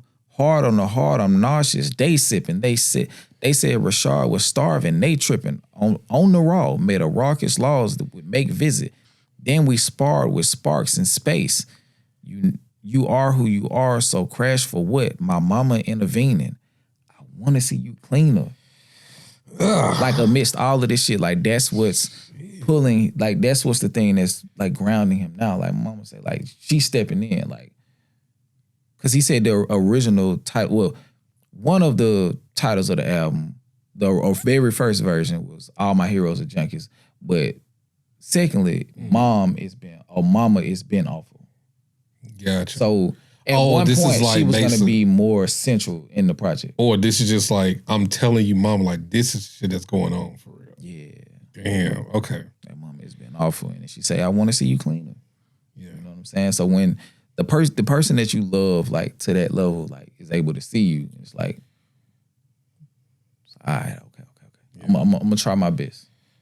And just from a technical standpoint, like, I love, like, he picked his pockets on when he just really showed his lyrical ability very well in this album. Because granted, I don't feel as though it was needed for every single song for him to go stupid crazy on. But the times that he did it was very impactful. And it really, continued the story of the, what he's trying to tell. And this was one of the ones. Yeah, because he's a very poetic writer, period. Yeah. And I think that was one of the things that stood out early on from Sylvia Demo, like songs like Tranquility, like that shit stuck out like a sore thumb. West Savannah, you know what I'm saying? Songs like that. Like he just has a very poetic songwriting structure. You know what I mean? But like, yeah, bro, like this song is insane. Like, but here we go. Might be heavy on my debit card, might be heavy on my heavy heart. I look at that like the toll of admission, financial and physical, also emotional and philosophical. Like, can I beat this shit? Like we was talking about earlier. Like once you have that, you really got to reckon with that, because if not, you'll submit. And that's where, like, shit, let's just bet it all. Let's just see what happens. Let's make this shit a roll of the dice. But yeah, we finna get into the skit that I was talking about at the end of Superficial. There's one word in it that stands out, and I feel like it reverberates through the rest of the album, and that word is agency. Yes. You know what I'm saying? And I put, agency is beautiful because you still have the ability to choose. And this is a turning point in the album where Isaiah begins to make conscious choices or gains more awareness of the choices he's making in his music. And then we go into the next song, at least that I got, Scared to Look Down, so it is the next song. And he says, I pray for peace, but I always seem to chase the root of evil, right? How am I supposed to check my conscience when I'm in the fire? And that contributes to what he's saying in the skit. He's demonstrating his agency, by having these moments of, attempting to discuss it and reckon with it. But bare minimum, he's ready to fight to regain the agency. And I think that battle of tug and war for his agency continues through the rest of the album. Like I said, I'm going through my phases. I've been changing for the greater. You know what I'm saying? Like, we had a meeting in the kitchen about some chicken and some gravy, and I'm right back on the road, even though it pains me to leave. And I think also with that comes a level of a lack of control too. Yeah. You know what I mean? And also I'm finding something at home that I want to devote myself to more anyway. And he talks about that in a later song. Yeah. I think it's the very next song. But what did you have for Scared to Look Down? I mean, those are the main ones. About I'm in the kitchen with the kitchen. I'm in the kitchen with some chicken and some gravy. Then I'm right back on the road. Although it pains me to leave. That was one of the big ones. But when you said that I pray for peace, but I always find or chase the root of evil, bro. And I mean, that's just really a journey that all of us really deal with. Yeah. Be perfectly honest with you, because not to say that you value money over, things that are morally upstanding, but in most parts, you can't get through this life without having some form of currency. Yeah. Whether it be actual physical currency or cultural currency or whatever it is, you need some type of currency that can always be traced to some type of root issue. Yeah. And I just thought that was real important in terms of like when he mentioned that in the project, because that's something that I feel as though if you're really trying to take the time, like everybody can relate to that. Facts. So let's see. And it's another part in the song where he was like, he said his mama said he got a death wish. Like I was fucking with that raw like for the 8th time. but he said, I basically I had a conversation with myself. I kept it old school. You gonna fall off or you gonna get rich. Like, so he's making like this baseline level commitment to himself. It's like, okay, this way, it ain't like the drug aspect of it is more so like just in the general fall off. Like, are you gonna get your shit together? Like as all of it relates, or are you gonna fall off? And if you choose that, and that goes into the profit over love, because the love could also be for vices too. So it's not necessary. So that's why I say like the relationship aspect is super present in this album, and it's not always with a person. It could be with a concept or with an ideology or with a thing. You know what I mean? And I feel like that tug and pull of a relationship, like, it's just all through the album. But you ready to go into Do I Look High? Or you got anything? I thought it's Happy Hour. I ain't had none for that song. My bad. Oh, okay. Well, yeah, I got a little bit for Happy Hour. Okay. But yeah, we going to Do I Look High. That's the one. Like that's that one. And oh yeah, the last part of the verse on Happy Hour, like to my left and to my right as I gather speed. Then like that part continues the agency conversation. Yeah, I just really like the lines where he's like chasing money, love, and all the amphetamines. Yeah. It's getting spiritual. Them spirits chasing after me, and it just kind of really, how I took that is in that moment, like not only you dealing with like your own addictions, but those addictions come with other things, meaning that you can become like, because most people say weed is a gateway drug to a lot of other different things, and whatever that he's on, it's just kind of like leading a gateway to other things that could be harmful to his mental and physical. So whatever them other demons, them spirits that he's, you know what I'm saying, coming in contact with, you know what I'm saying, while being on this journey of sobriety and relapse, it's kind of like really taking a toll on him. Yeah, and then in this moment, when you don't have full agency, in his instance, you know, when you on drugs and shit like that, like your inhibitions are lower. Yeah. So you're not able to like say no to certain shit. Yeah. And that kind of speaks to like how he end up in a situation like the shit that happened in the video. Not necessarily saying he didn't want to do it, but like being in, and he said like just being in positions where he's not putting himself first. And then also too, just that goes into this next line. At night, I may feel like I ain't worthy of them blessings laid upon me. Like in that moment, yeah, you don't feel as though you're worthy of your place. Kind of like a survivor's guilt almost, in a sense. Like that kind of hit me. But then he said it got me burning down my house again. Yeah. As far as like, I looked at his house as himself. Yeah, temple. And then also like a double entendre for the last album, Houses Burning. So I just kind of like that double sense. And then, of course, the one that had me in the reaction, he said, I heard my mama cry, but that wasn't enough to bring me home. We had matching scars from off the roof, just out here living, or just out here having fun. Just imagine that they say you ain't the star until you jump. Yeah. And now I look at that line way differently than I did at the reaction. Yeah. Like I mean, great. I mean, yeah, I could still use that, but now that I'm actually deeper into the album, that's definitely not no music shit. Yeah, that's not no music shit, bro. That's not no music shit at all, dog. Like, I just want to address that shit. Cause like I said, when you said like, that just, I don't know why that just stuck out to me, bro. Like, I always think about shit like, bro, you a positive ass nigga, bro. Yeah. It win that gang. Yeah. And if it was, it's like it's no, I'm saying like, if it was like, it's still laced, no pun intended, in the hazardous shit. It's like, because sometimes you have, because Drake said this one time. He was like, I'm fully immersing myself in living the rapper lifestyle. Yes. And then a lot of people like subscribe to the phrase sex, drugs, and rock and roll. So it's like, are you really who you think you are if you're not living the life? Are you emitting the frequency that we believe that people in those positions should be doing? You feel what I'm saying? So it's like when we had the conversation off cam, like, do they have to live that lavish lifestyle? A lot of people would assume that you're not successful unless you're exhibiting such behavior. Yeah, if you don't have so as it relates to Isaiah, it's like they're saying you're not a star until you jump. like shit, like if you're not living this rapper lifestyle and doing these things that aren't necessarily positive, they not even like, oh, niggas ain't lit. Like I had to check myself earlier today. Like Meek Mill was sampling 2 songs. I'm like, this nigga not lit. I was like, nigga, you didn't even listen to the song. Okay. What? So he put them on his Instagram. But my mind, from being so warped with shit that don't matter, I'm not receiving the song, honestly.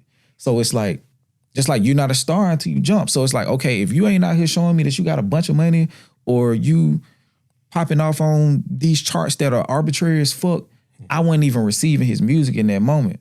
But once I did it, I was like, Skip, you tripping. Yeah. Because you're not being real. Yeah. I mean, like, was it nigga, good, did you though? even listen? It was straight. Okay. But like, I would have to go back and listen to it with an earnest mind because in that moment, I was having a moment of being warped where it's like, nigga, that's Meek Mill. But it's like, nigga, Meek Mill did Expensive Pain, Championships. Like, those are projects that came out post him feeling like he's blackballed and not being pushed in a way or being viewed in the way like, that he was prior to the Drake beef. But like, not to get too far because we could talk about that shit for 2 days. Yeah, because I feel a way about Meek personally. Like, oh, he's not helping. Yeah, I know, but I'm just saying in terms of like the quality of his music, I think it's kind of underrated, in my opinion. Like, I think people give him more shit than what he deserves a lot of times. But that's a different story. You know that. We talk about that. We talk about Isaiah Rashad. But it goes into this particular point of like, you're not a star until you jump. So if you're not looking the part, even if the part is hazardous to your overall well-being, some people don't see you on that level. You know what I'm saying? So yeah, I definitely agree with with that. Like, it's not 100% music because it reflects in different aspects of life. You know what I'm saying? So it just goes to this whole look the part, even if the part is the lead role in a horror flick as a black person. You finna die. You finna die. You're gonna die first. Yeah. Even if you're on the head of the marquee, you finna die in the first 5 minutes. You feel what I'm saying? So like, I'm not going for it. But yeah, we can go to Do I Look High is probably one of the densest songs on the album, in my opinion. It's one of them ones to me. Yeah. Like that first verse when you was talking about the cycle, like I feel so personally, like that first verse is a complete cycle of his whole life for the most part. Let's see. He said, love yourself, but don't do too much. You be fucking anybody when you be on that powder. It makes you feel invincible. It never made sense trying to live like sensible since boys watching too much porn. I like how he used sense 3 times too. Like, it never made sense trying to live like sensible. Then sensible, yeah. Watching too much porn to even know what we like, plus the UFOs. I miss my tender innocence. Writing poems for the girl in my chemistry class. It was simple then. Superpowers, Superman, don't overuse them all. Quit playing with my feelings when you get this high. Might not ever wake up. The last time was so foul. Might not even make up. Then hit my line like Rashad, you know you trying to do it big. Don't leave them that karma on your kids, bro. Like,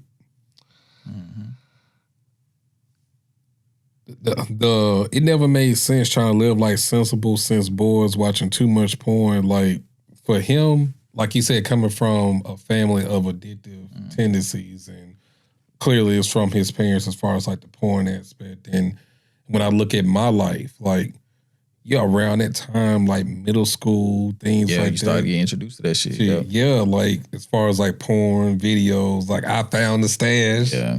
Like, it's there, bro. Yeah. It's always been there. And he's just kind of like, I miss that tender innocence. Because once you expose to that shit, it just further evolves the more you get into the real world, bro. Because now you're venturing into like uncharted territories and unsupervised discussions about sexuality.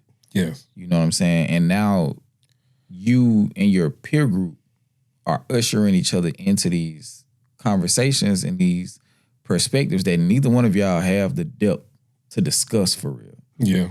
You know what I'm saying? That's why I say, like, we don't even know what we like and we just consuming this shit. So, like, by the time it's time for us to start participating, we operating under what we've been propagandized to, exercise and expect.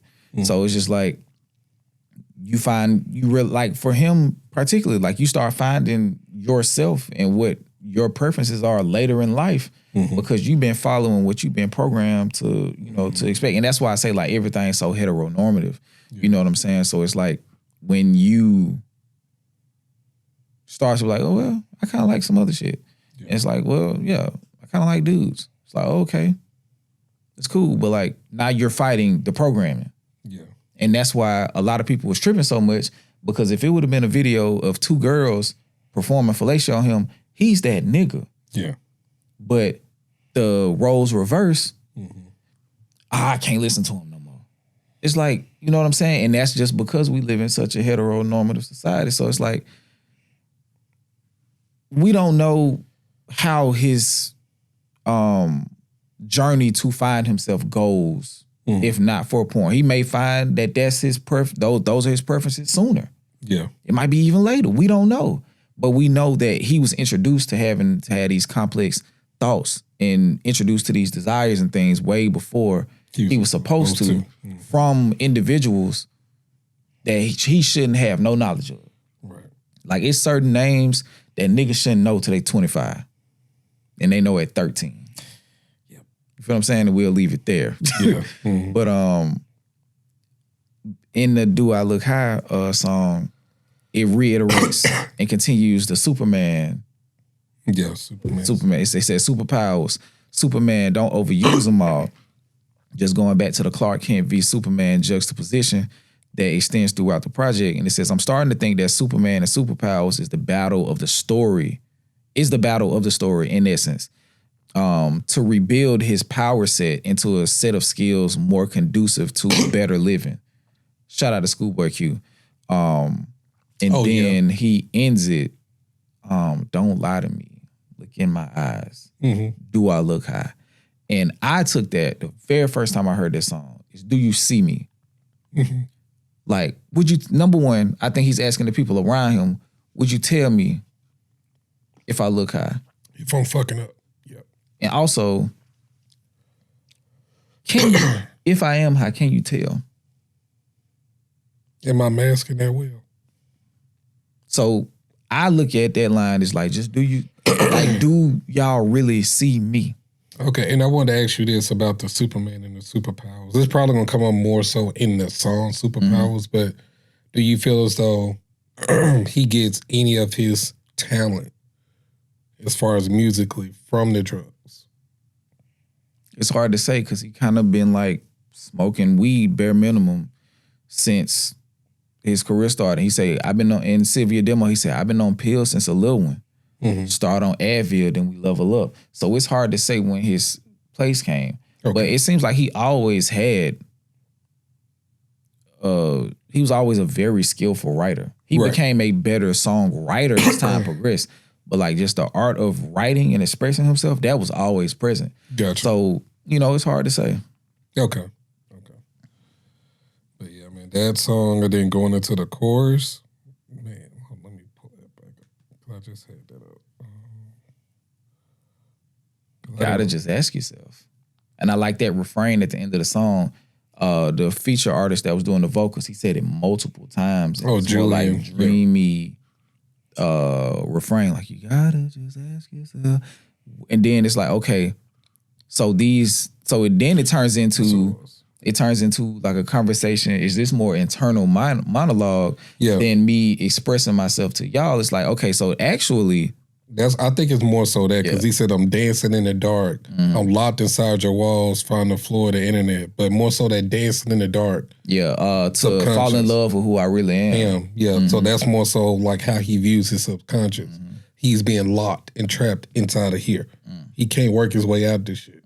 It's just a dark ass maze. To find the floor on the internet. Like, so basically, if anytime I engage with what's going on, like this could be, even channeling back to the pornography. Because I don't want to get us, we might put this on YouTube. But like, I don't know if that's a bad word. But anyway, so like back to that, like all of the things, video. Getting on that, his indulgence with you know, that industry, the adult film industry, like the commentary on him too. Yeah. Yes. Like, so it's like, okay, like all of that, like, let me just stay off of that shit because I'm going to see the worst of me there. So it kind of like speaks to disengagement because I was like wondering, like, I was listening to this shit today. I'm like, bro, what the fuck does find the flow on the internet mean? But like, as we go through it now, it's just like, yeah, like that's where I see the lowest of not only myself, but the lowest of the stimuli that I've been trained to engage with. Oh, and real quick, I'm sorry. Let me go back. Okay. I really like this whole setup what he did with the Superman, the superpowers. Don't overuse them all. Like, I think this is him, like, literally having a back and forth conversation with the substance. Like, Superman, superpowers, don't overuse them all. Quit playing with my feelings when you this high. You might never wake up. Last hour so far, we might not ever make up. Then hit my line like, Rashad, I know you're trying to do it big. But then he comes back at the end to himself like a point of agency in this moment, not letting the drugs tell him, you know, say what to do in this moment. Don't leave that karma on your kids, though. Because this addiction can carry on to your kids, as you're starting to find out with the other sexual stuff with your parents and things like that. You can carry this problem that you're having, this back and forth relationship with drugs, to your children. Wake the fuck up, bro. Yeah. Like, I just thought that was... And I also took that, like, on a more literal stance, like, because as we go into it, like, 10 states away, like, there, like I said, there are multiple relationships in this project. Yes, it is. There's a relationship with his, like, general list of vices. There's a relationship with him in drug use. There's a relationship with him in longing for sobriety. There's a multiple love interests relationship thing right there. So in this particular space, I took it as like maybe not a love interest, but like just somebody like the last time like I fell deep like into one of these episodes, that person that whoever was affected by that, we may never wake up. And then they like hit me, they eventually hit me back like, hey, you may, you know, you trying to make it big. So it's still care there, but it's just like the feeling ain't the same. And then it's like, but the core is like, hey man, like that shit, bro. Like don't let that karma follow. Don't let that karma follow you to your kids, bro. Because me and T talk about this shit all the time, bro. It's just like some shit, like even just how you respond to questions, like that shit can pass. And then your kids say something, snap, like, hold on. Sound like me, I don't like that shit. Yeah, and I'm trying it's to... like I don't like that in me, so I need to take that away so I can like extinguish that habit being practiced in my kids. So like, one thing I'm trying to, and this is something that I have a problem with too, I'm trying to teach Kobe, is like, you never say, I don't know to something. Even if you truly don't know, take the time to research. Whatever it is that you have a question about, whether now if you come to your full conclusion or the answer, that's neither here nor there, but at least you attempted. Don't just settle and be content with the part of, I don't know something. So when he asks me a question and I genuinely don't know it, I'm trying my best not to say I don't know. I'm going to tell him what I do know. Then what I don't know, I'm going to try to research and find out. That's that TSC training. That was one of the things they told us we couldn't say. Oh my God, no. I didn't even think about that. That was one of the things they I told promise you, bro, I did not think about that shit. They was like, do not tell them you don't know. Tell them what you do know. No, fuck. Oh, man. Now I'm mad. I'm institutionalized. I keep running back for a visit. So damn, man. I was really, cause like. But it applies to real life though. Damn. For sure. It definitely applies to, because that's a great thing, because it stops the kid and you from being defeatist in a line of question. It's like, well, like, let's build on that. Because like, I think as we're raising these young men, we're trying to teach them like how not to take the easy route in some shit. And in that essence, depending on how present we are in those conversations, we're teaching ourselves too. Because at that point, we have to hold ourselves accountable, because they watching and they're like, but you didn't. It's like, you're right. You know what I'm saying? Like, so, I'm trying to teach them not to settle for less. Yeah. And that's what that speaks to. Yeah. So I'm like, the moment you settle, at that point, everything after that becomes like, it means something way different. So yeah, I'm trying to teach them and teach myself. You know what I'm saying? Like not to settle on these moments. Like enrich yourself. You don't just go with the thing of not knowing something. Yeah. That's why I do appreciate when you be sending me stuff, even if I don't look at it in that moment. Yeah. I'll go back and watch it. Yeah, because it's not, you know what I'm saying? It's not mandatory right then. It's like, hey. But it is something to think about. Yeah, that's important. Yes, absolutely. Yeah. So, but yeah, I think that's dope. I think that's dope. Let's go to did I pull I didn't pull any lyrics, so I ain't giving up. But this song is you know, it continues that theme of like the highs and lows and fight for sobriety and the grasp for an anchor during the stages of rehab, relapse, and like trying to find recourse. But this particular song, it's like each of the songs are building on each other and like adding more pieces. And that's why I was like, towards the end, like I feel like he got, no pun intended, superpowers, because I think the role of the superpowers changes. Yeah. Like when you were asking, do I think he, you know, get some of is pulling talent from the drugs? A lot of artists have looked at that as like a form of a superpower. And even also like some flaws, like you look at them like means of like allowing you to have like extra perception in another place. Like for example, like shout out to Chica when she was like, you got undiagnosed ADHD.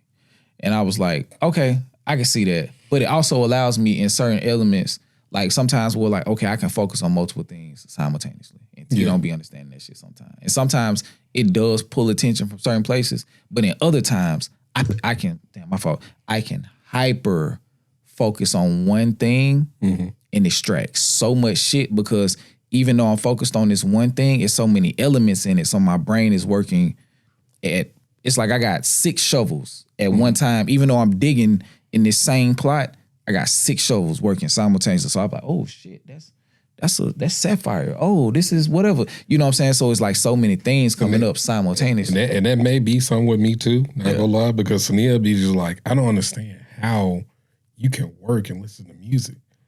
I could be on the phone, take calls, and listen to music at the same time. Like, I can't do that shit. No, I can't. Like, it depends on what the music is. Like, it motivates music me with words? Yes. Oh, nah, you special. I can't, but it's more so instrumentals. Oh, yeah, I could do that, but with words, hell no. It's like my brain, like I'm actively trying to do both.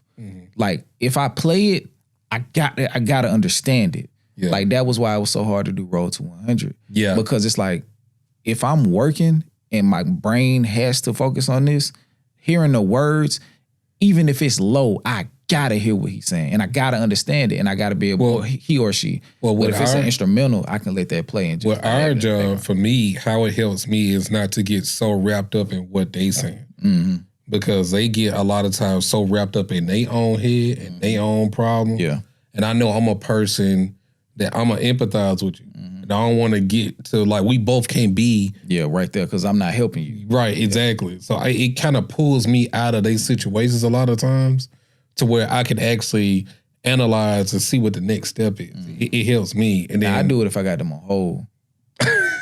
But I'm finna, because then I can go back into, but like at the same time, that's tough. Because like even when I'm just doing other shit, like if I'm typing something or writing or something like that, like most time when I'm working, I have music on. And she was like, I don't know how the fuck you do that. Like that drives me insane. Like turn the music off. Focus. I'm like, bro, I'm not gonna say I need it, but I feel you though. I need that other stimuli. Yeah, like I need that. It helps me. It's kind of like a counterbalance. It's like this isn't enough. I need just a little bit more. So like my brain is like making me focus here. Right. And it's kind of like, I think that's ADHD, bro. Yeah, like I did love when you say that. I'm like, damn, am I really? Yeah. Because I ain't never been diagnosed with shit. Me neither. But I think that's what that is. Because I look at it from that perspective. It's like, okay, I need a little bit of resistance. Right. Like, so that way I'm fighting to do this. Yeah. Because if it's just here and it's just there. Like, I'm not going to be that interested to focus on this shit just by itself. For example, I was doing this last night. Well, I was finishing up because I had started on it earlier in the week. Yeah. I got a movie. I got highlights playing on the TV. What? Just to make me look at this. Oh, like sports? Yeah. Okay. Like just a challenge. Like just like just a challenge. Because with the TV off, it's like, okay, this is here, but I just need a little bit of external stimuli to like pull me back. Yeah. I don't know if we're gonna clip this or not, but but yeah, bro, like for real, like I really think that shit is a lot of people have that shit. And I think not necessarily the ADHD, but just like that attention divergence type of thing. Yeah. Where it's like you feel like you can function in multiple places simultaneously. Yeah. But what were we talking about before we get to it? Yeah, we just talking about well, you talking about Ain't Giving Up, just basically giving the overall, because I didn't really have a lot of notes for that song, to be honest. Like the next of my notes really, because like we getting really through this project. Yeah, because this the one where he was like talking about, speaking of attention, speaking of, first verse, I heard it done got motion, physics, dunna. I'm saying, fuck him out. He pulls himself, like he's having moments where his attention is diverted. He say, get it back. Don't do a line. Nigga, focus. Nigga, that's okay. This is an unintentional 5-part of this app. So let me, or just this review where it's like just the attention diversion because he has something calling him. So the conscious decision and demonstration of agency is making him go back. Because it's like he's hyper analyzing his external surroundings, so he's not here. Yeah. And it was going back, what we was actually talking about is how you were saying each song builds on each other. Okay. Yeah. And then we kind of went off from there. But we started building on other shit. Exactly. Like, but basically to the point that every song on this project is important. Yeah, for like, sure. It's not a wasted song on this album to me. And I do agree, even if the themes or what he's talking about on certain songs is kind of the same, but it still builds because he gives you a little bit more. Yeah, because it's a central theme, so it's not even redundant. It's like, let's say, I'm just citing my sources, bro. Yeah, and like in a basketball game, of course, if you want to simplify, them niggas going up and down the court and they're shooting in a hoop. Yeah. But there are so many developments taking place. Right. So it's like, okay, now, they stopping the pick and roll. They not icing the screen. They hedging. Okay, well, cool. What is the next development? Like, and he's going through that process. He give me too much space on the perimeter. I'm pulling this hoe. But now he playing off. But now I make 3. And they checking me at half court. So it's like, okay, now I gotta try to do something else. Yeah, like I gotta come up off the ball and move without the ball. So it's like, okay, like he is building on these concepts because it's not enough to tell you, okay, A, B. It's really A, Z. Right. And I'm taking you through each step of this process as I got to the place where I'm at the end of this album. Yeah. So he gets back into that, and then he talks about like actually being submerged in a binge. Mm-hmm. Like with the nigga said, clumps of crystal. He did say that. Like he did. With my crystal love. Like, and then he brings up heartbeat again. It might be bad on my heartbeat. All of these bumps killing me softly. Like all of that. Like bringing that, like that heart shit is so prevalent, bro. Yeah. Like it's just like live in love. Like, and I that's how I kind of look at the heart symbolism, like the ability to live and the ability to love. Mm-hmm. He's having crisis with that throughout this project. And I do agree, like the heart part is very important. Going especially to the next song will get to know you. Yeah. Like personally, like my opinion, like I feel so that whole song is just a metaphor between relationship with his mind and heart. It's like him speaking to his heart and his heart speaking back to him. Like that's how I view that. That song, not so much of like him actually speaking to someone else. Like, no, this is all internal. All internal. Like the heart got a mind of his own. Baby, I'm sorry I didn't treat you like the star that you was. Like my mind, I'm so fucked up on these drugs. I'm not taking care of my heart. Because especially where you talk about as far as his doctor is diagnosing him and his heart's not functioning at the optimum level. But his heart turned around saying, bro, I wish that I could just switch places and see how great you are, even though you don't think you are. I want to see that. I wish I could, but I can't. Like, it's just like, that's actually low-key one of my favorite songs, to be honest. That's like, crazy. Like that whole song, if you go through those verses, to me, in my opinion, it's him having a conversation with himself, but like heart and mind. That's a fire way to look at that. Going back and forth. And the crazy thing is, like I say, in my opinion, like it's a twisted love story. I say the first verse is about unrequited adoration. Yeah. And then like the flip of I would love to be in your shoes. Like just to like I would be your number one fan if I had the chance. Like I would drive, like say for a day and a half to get a photograph just for you to play in my face. Like even though I'm knowing that, like I would like cause I was on the other side of this. So like, and then the second verse, it's about like I look at that second verse like it's about avoidance or disinterest. Cause it's like he really like bloviating, like kill be killed, love be loved, let me die, like all of this shit. But he's like, at the end of the day, I'm acting like I would even give a fuck about any of this shit you saying because I'm leaving anyway. Like I'm for whatever reason, I get into placating like I care. I don't really give a shit. You feel what I'm saying? And that's why I was looking at shit like, bro, shit like a kind of like it's a twisted love story, bro. Cause it's like from one instance, the other, like this other side is like, if I could step out and like have the level of appreciation, like I would do that, even knowing how it would end. And this other person is like, I will pretend in these moments, even though when actually called to the carpet to demonstrate that I care, I'm leaving anyway, because I don't really care like that.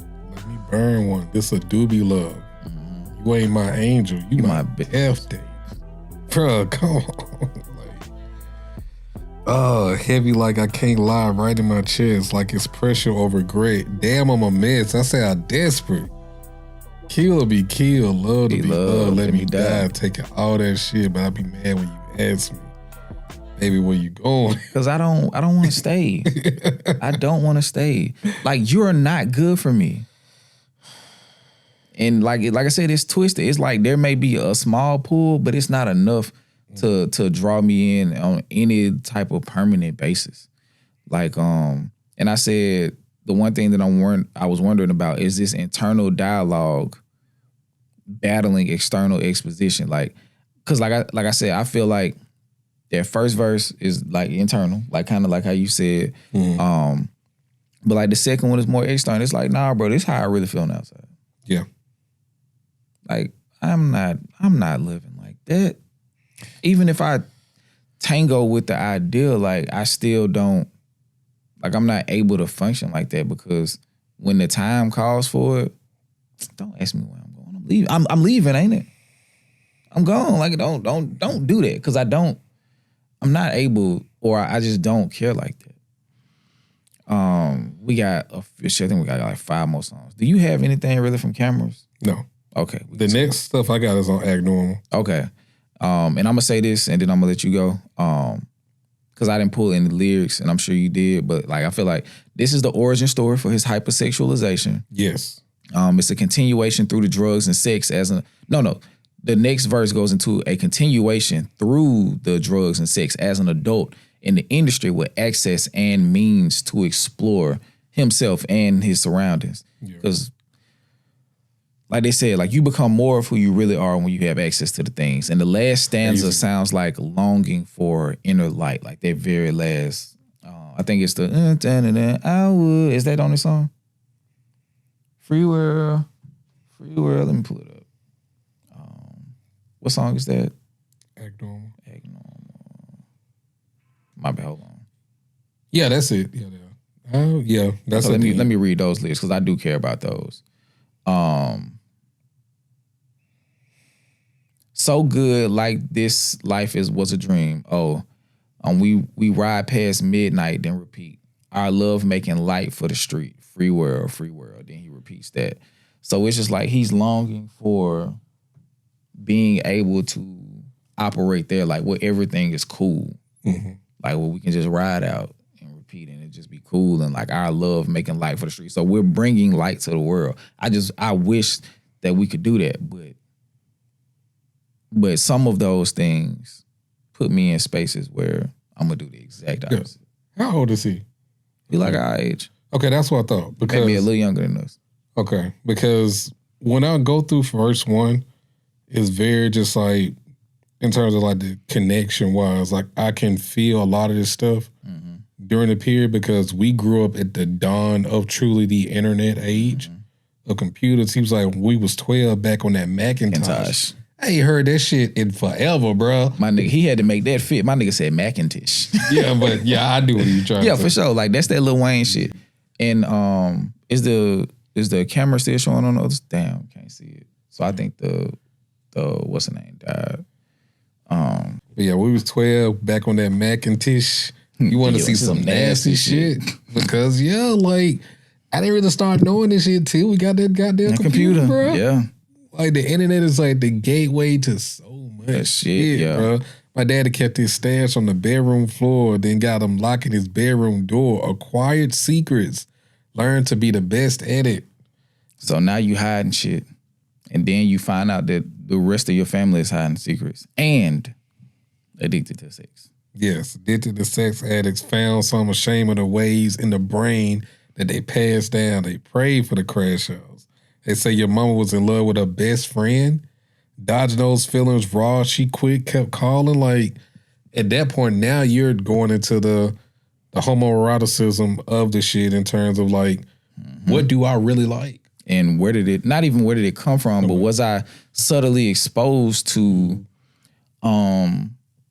whether it be denial of my true feelings or, yeah, I think that's the best way to put it. Cause I don't think, some people think that you can socialize people into, sexual preferences. I'm not informed enough to make any decisions about that.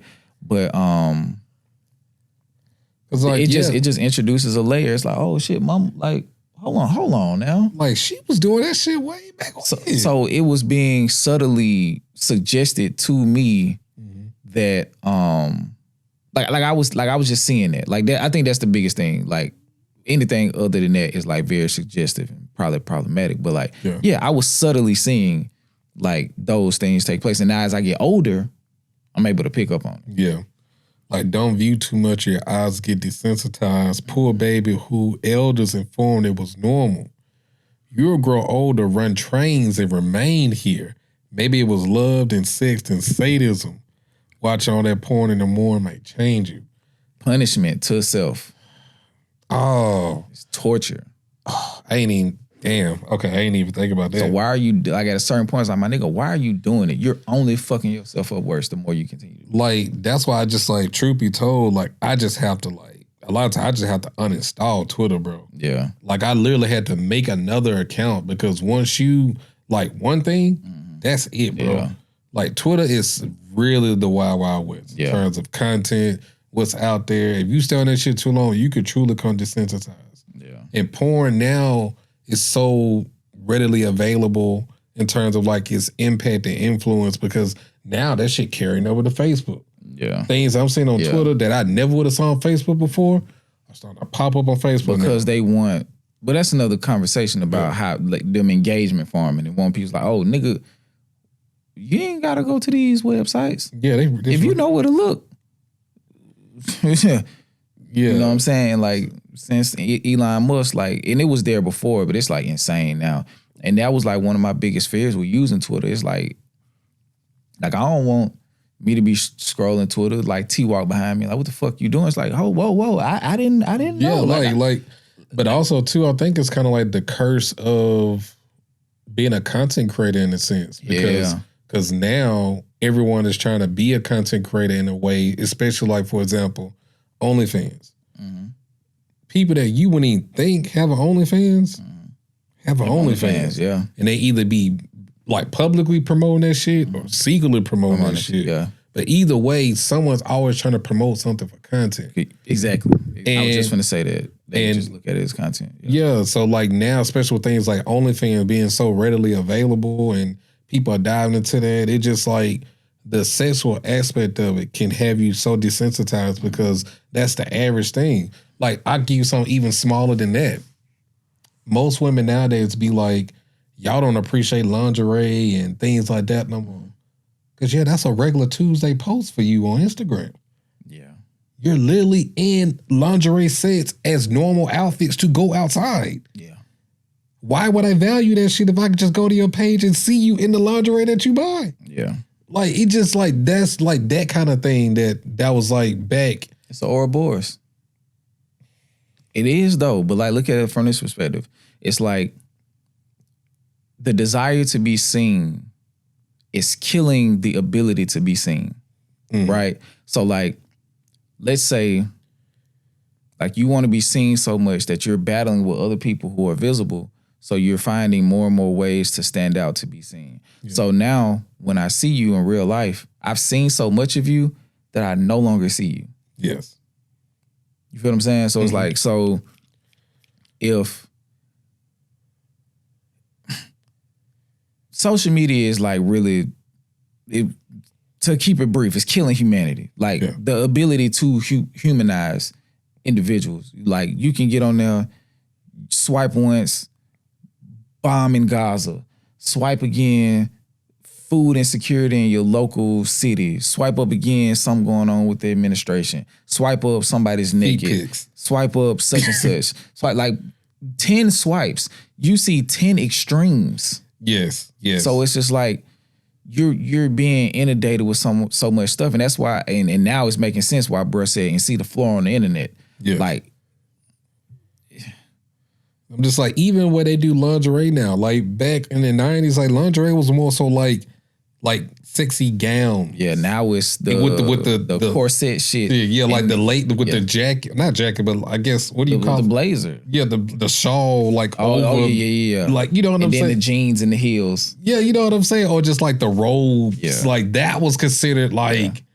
So if you bend the corner in that at the club, and then I see you in that same thing at the crib, like I'm not excited. Yeah, I'm not excited about that. You're not pushing the envelope. I done seen it already. So the next thing is to come out in the nude. Yeah. But depending on how you present yourself, and this is men and women, it's not just two women situation, but like nobody is leaving anything to be desired now. And this right here in the next line here is where I feel as though our generation, well, we have to do a better job of just like taking accountability of the things that we were taught, have to unlearn things. Poor babies whose elders informed that it was normal, you'll grow old to run trains and remain here. Because I was taught through society, other people, or those like it was cool to be smashing in middle school, high school, y'all running trains and all this other crazy shit. Yeah. Crazy shit that you have no business doing, bro. Shit that I know niggas my age at that time were doing. Yeah, facts. But that's normal. Like, that's a rite of passage for you as a man growing up. Like, you supposed to do that shit. Insane. Like looking back, like I was like, bro, I was talking to my homeboy. I was like, bro, I'm just so glad I just never did none of that shit. Yeah, like ain't no way in hell I'm finna have Kobe exposed to that or saying that this is what you supposed to do to be a man. Yeah. Like, that's crazy. Like, that's not normal, bro. And just like the residual effect that comes with that. Like, think about the girl or the dude that's like left as the instrument to satiate that desire. So it's like, okay, it's 5 dudes, 2 dudes in the closet, 1 dude in the bathroom, and 2 dudes in the room with the girl, 1 waiting. And she know about the 2, but that's because she been socialized to think this is normal behavior. 1 dude walk out, the 2 dudes come out the closet. Like, so it's just like think about her mind before, during, and after.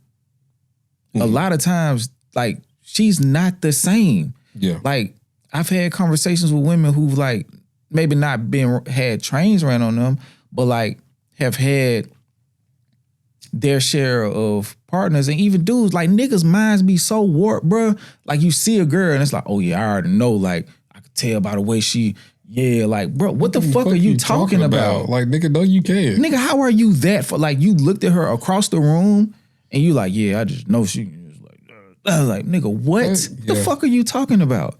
She picked up a cup. You fucking pervert. You know what I'm saying? So it's like the shit, it got so blown out. So like I see, and niggas think that's normal. Yeah. Maybe it was love, then sex. Now we in sadism. Like, we torturing ourselves because we not allowing ourselves to be human, bro. Yeah. We at the sadism part right now. And that's why I was like, with the conversation that took place on the live stream the other day. I don't want to say because I don't want to bring it up because it ain't got nothing to do with that person. But like, yeah, bro, this is an act of Satan, bro. We are denying ourselves the ability to be human. Yeah.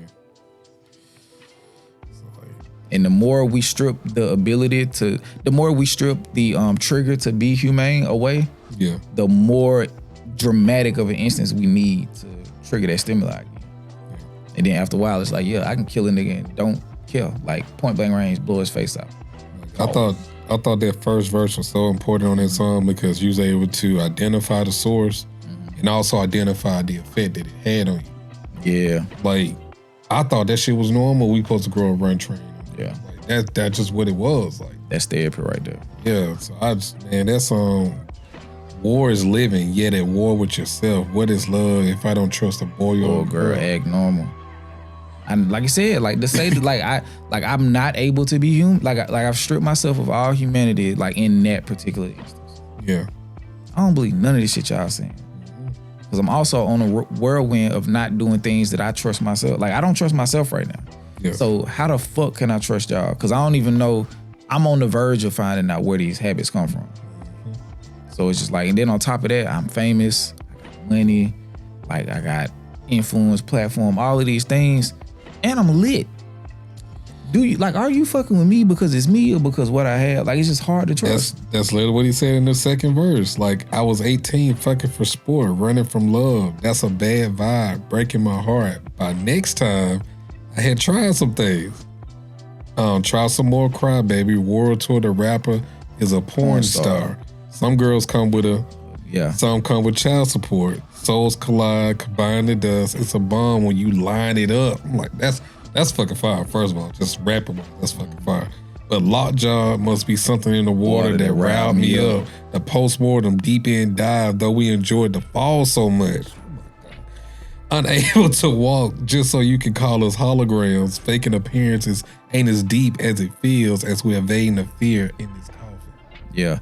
And like I like how he set that whole scheme up, starting with the post-mortem part, and then just saying like seeing us as holograms, like that's like two things, like because he's playing on the death, like I look at the Tupac hologram from Coachella, but also like looking at us as like we're inanimate, like we only exist here for like your entertainment, like like just I was saying earlier, just like the whole denying of our humanity and faking appearances ain't that deep. Like if I gotta put on, if you see me as an avatar anyway, me faking a facade to meet your desire ain't that deep. Yeah. Cause it's like, if we are forsaking humanity on both sides, me playing a role to meet what you want and you not viewing me as anything other than the role I'm playing, it's really just a transaction. And that's why, like, that's why I said we in the sadism part, right? Yeah. Like tough. He said, World Tour, the rapper is a porn star. Because like you were saying before, like, who am I? How am I a rapper if I'm not indulging or being these things that you think I am? And that goes back to the star jump shit. Yeah. So like the rapper's a porn star. Some girls come with some come with child support. Souls collide and combine the dust, bro. Like I'm so turned in terms of what I'm exposed to, what I like, what I don't like, what's being exposed to me. Women as men as women. Like, I don't fucking know what it is. I don't know if I'm attracted to this, attracted to that. Like, I'm being a slave to these, like, what's the word I'm looking for? I'm being a slave to these things that are being presented to me in the world that when our souls collide, because having sex is a soul tie. I don't care what nobody say. I'm having all this sex from 18 up to now. Our souls collide and we just killing each other. Yeah, and then he said it's all a bomb when you line it up. Yeah. And then like, okay, like this sequence of events is disastrous. Yes. Like when you really like put it all on the table, like this is a disaster. Yes. And it continuously happens. Combine the dust, it's a no bomb pun intended, when you light it up. The Big Bang.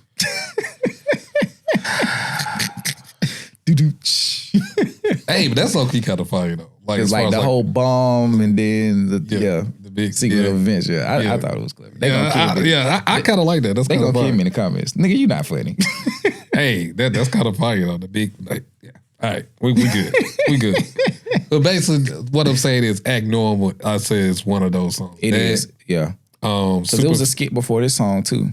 Yeah, Superficial, Get to Know You, Act Normal. Those 3 songs for me are the ones just kind of like solidified how I viewed him in terms of like what he was trying to get across in his album. And there is a sense of accountability here that I appreciated from him. Even if he does, well, yeah, he's always going to have problems with his sobriety, but at least he took the time to understand where and why and how he got to where he is now. Yeah. I appreciate that. So Facts. that's why I enjoyed it. I really did. What's the next song? After Act Normal Is it 10 States Away? 10 States Away. Okay, because I was just trying to make sure I ain't skipped nothing. Yeah. Okay, so this particular song to me speaks to an old relationship in a more literal sense. That seems better left in the past. And he can't hold up his side, and he kind of speaks to that in one of the lines. But longing this relationship still exists. Seemingly bad parenting dynamics. And the thing that kind of tripped me out about that was like, is he only your daddy on paper? I was wondering if that was him speaking from the perspective of the baby mama telling the kid that that's only your daddy on paper, or him speaking to his relationship with his pops, because that's really prevalent. Like anytime he went live. You talk like during the press run and stuff? No, like he would randomly go live like before Son's tirade, and I think he randomly went live a couple times before fucking The House is Burning. But like sometime that on the way back. Okay. Sometime like he went randomly live one day. He was like, my daddy called me today. He was like drunk as fuck.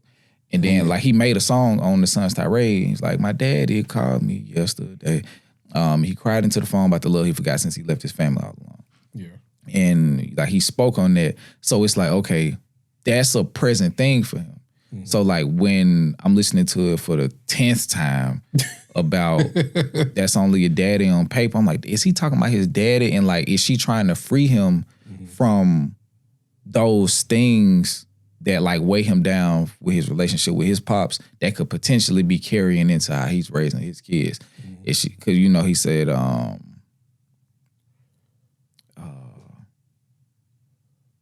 like the kids become kids, like the kids make kids and some become strangers and all this, and don't blame us for that and all of this. So it kind of speaks to like trying to like pause, like to give grace so we don't carry on resentment, but also to give yourself grace and awareness and regain your agency so you don't pass down the trauma too. Gotcha. Agency. And that's what I say. That's probably like the biggest word in this project. Agency. Sobriety and agency. Yeah. Those are the 2 biggest words to me. What's sobriety, agency, and relationships. Those are the 3 biggest words in this project to me. Well, and heart. Yeah, that too. That's the biggest theme, but that kind of like encapsulates all of those things. Gotcha. Because like the sobriety part hits to the physical part of the heart, the relationships, the emotional. What was the other one I said? Sobriety, relationships, and what was the third thing I said? I can't remember. But they all kind of resonate with the heart, just in different ways. But life too fast and chaotic and lacks grounding at this point. But he hopes to escape the escapism. Because this the song where he was talking about like, hey, shit, we get off the phone, then I turn around, my partner's got cocaine in this bitch. Like it's girls in here ready to have sex in the hotel. Like yeah. But he don't sound happy about none of this shit because the things that he's looking to actually grind himself to and get connected to, he don't have the access that he would like to have. So this is where like one of them things where it's like, okay, this is a spiral and this shit ain't good for me. Cause like my last little point was he's stuck in a loop of knowing better and being deeply drawn in spite of the knowledge. That's the thing. Cause he say, the loop of actually knowing better. Cause he say, I know I should be. Where is it to go when it ain't nowhere to lay down? Fucked up in the middle of the day, huh? Like he was like kind of like judging himself. Yeah. Like you really in here? Like you here? You here? Like something. I mean, a lot of times we are our own worst enemy and we are our biggest critic. But at this moment he needed. Yeah. Like nigga, you really like he probably just sitting there like geek. Really fucked up in the middle of the day, huh? You supposed to be, nigga, where your kids at? Yes, bro. Yes. Get that girl back on the phone. Be like, shit, nigga, like, the hoes right there. I'm trying to shit. Nigga, I'm high, nigga. I can fuck anything. I feel invincible right now. But then in that moment, he did. That vulnerability is eating away at him. But yeah, that's what I took from that song, because it was just one verse. Yeah. But yeah, Nothing to Hide. One of my favorite songs on the album. Okay. One of my favorite songs on the album. And this song to me sounds like a breakup with the drugs. Sounds like a breakup with the drugs from both perspectives. The drugs calling him back, him looking for the chance to drop the drugs cold turkey with a sense of power and command, a response to feeling powerless to deny them in earlier times. Sans 10 States Away. And a possible relapse to end the song. It's a tough, ill-fated, toxic romance, a chemical romance, as we recall, that he kept referring to. Oh. A chemical romance, as we recall. Like, so yeah, like by the time the song end, it kind of got you like, he said, and then said, like the last words that he says, let's go again. So it's like, is he saying let's go again for a life without you? That hit me hard. Let's go. Yeah. So is he saying like a life without, let's go again, let's attempt to do that, or let's cycle back through? But then when it goes into Superpowers, I feel like it's more so like, let's like go again with the hard hitting aspects of it, because now I can feel, now that I'm chasing sobriety. So like, let's go for a life where I feel everything, but I have the agency and autonomy over myself to allow myself to feel those things and not run from them. Okay. Damn. I mean, I like that song, but I mean, you pulled a lot more from it than I love that song, bro. Yeah. Damn. Like that first, and it's out in my mind, like sweet euphoria. Like I like that, and then that next the verse, pain and joy, yeah. It's just like, I actually had that written down there. And I think possibly with that too, it's like, cause what is it? The pain and what now?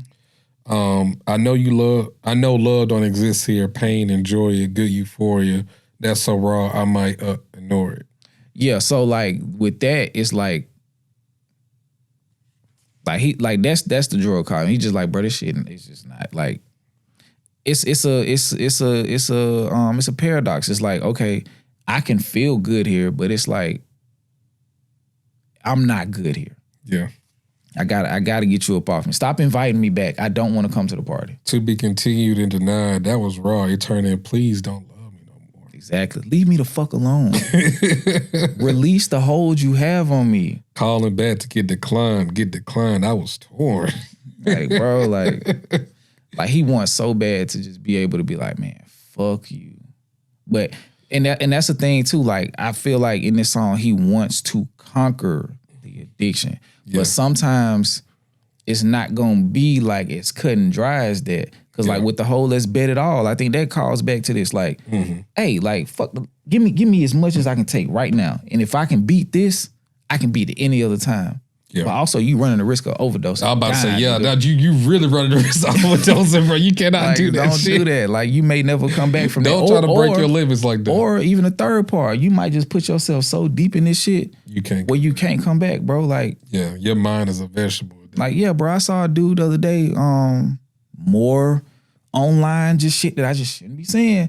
It was a dude in Philadelphia, strung out. Like he had spent his whole life like on the streets and like in and out of prison. Fire 48 bars. But he's rapping about him being hooked on drugs. Right. You know what I'm saying? And like how don't nothing come before that.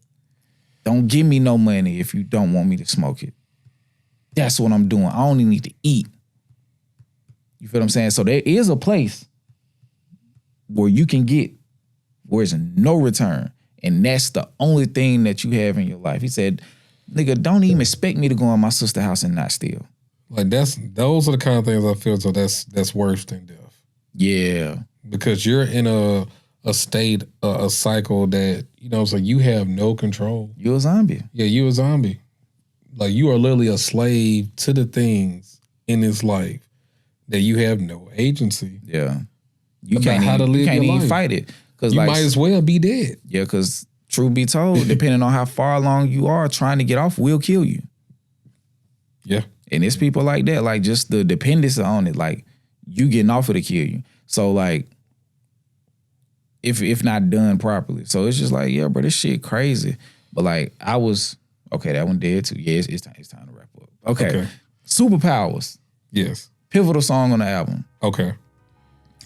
And I'm gonna just leave it here. We ain't got, well, you can tell me what you got, but like everything that I got from this. His superpowers at this point in the song, at this point in the album, have converted away from all of the toxic traits, at least from his perspective, into real love, his kids, his fans, his belief in himself, and perseverance through turmoil. And I get the perseverance part when he was just like, how do I survive all of this shit? Oh no. Yeah, call remind me of my work, man. That's real love. Love, yeah. Yeah. And then like in the other song, I'm a Specialist. I wrote this especially for us. He did. Oh, that was tough. That's like that's a callback to his fans, because then I think he said like that he kind of feels like he's a pseudo therapist for a lot of people who listen to him. Yeah, because you can't think that you're the only person going through these. Yeah, and I think even like on a more so like harsh position where it's like, hey man, I know like cause back in the day, like on Sons Tirade, he's like, I got the music for the vibers. I got the music for the vibers. But like that whole part is like, nigga, we're getting high. We get high to my music. But now, as I grow, and it's like we start to have to reckon with the effects of a lot of this shit. Hey man, don't do too much. Don't do too much. Like, hey, don't smoke too much. Don't drink too much. Like that's what he's saying on all of those radio calls. Like, hey man, don't do too much. Hey, if this where we at, I understand that, addiction is a thing. Like I can't just tell you to stop. I can't stop. Like just like that. Don't work like that. Don't do too much. Pace yourself. Pull back. And if you get to a point where you're able to come up off this shit like I'm trying to do, then, we'll be able to like, for the people who like submerged in this shit, don't do too much. And then that's another part where I feel so just kind of like it is a sense of hope here. Yeah. I know these niggas talk about how I'm bad, but I ain't tripping. I know these niggas hating on me hard, but I ain't tripping. I know these niggas be praying that I fall, but I ain't tripping. I ain't tripping, love. Fire. They praying that I fall, but I ain't tripping. I just like when I really just like, that's one of the, I don't even know if it's I don't know the name of the specific device, but I just like when niggas do shit like that. When it eventually turns into a metaphor. Them days I had Mike cloud my mind, but they ain't dark my heart. Yeah. And that's and how they bring up the heart again. That's why I brought that up. Yeah.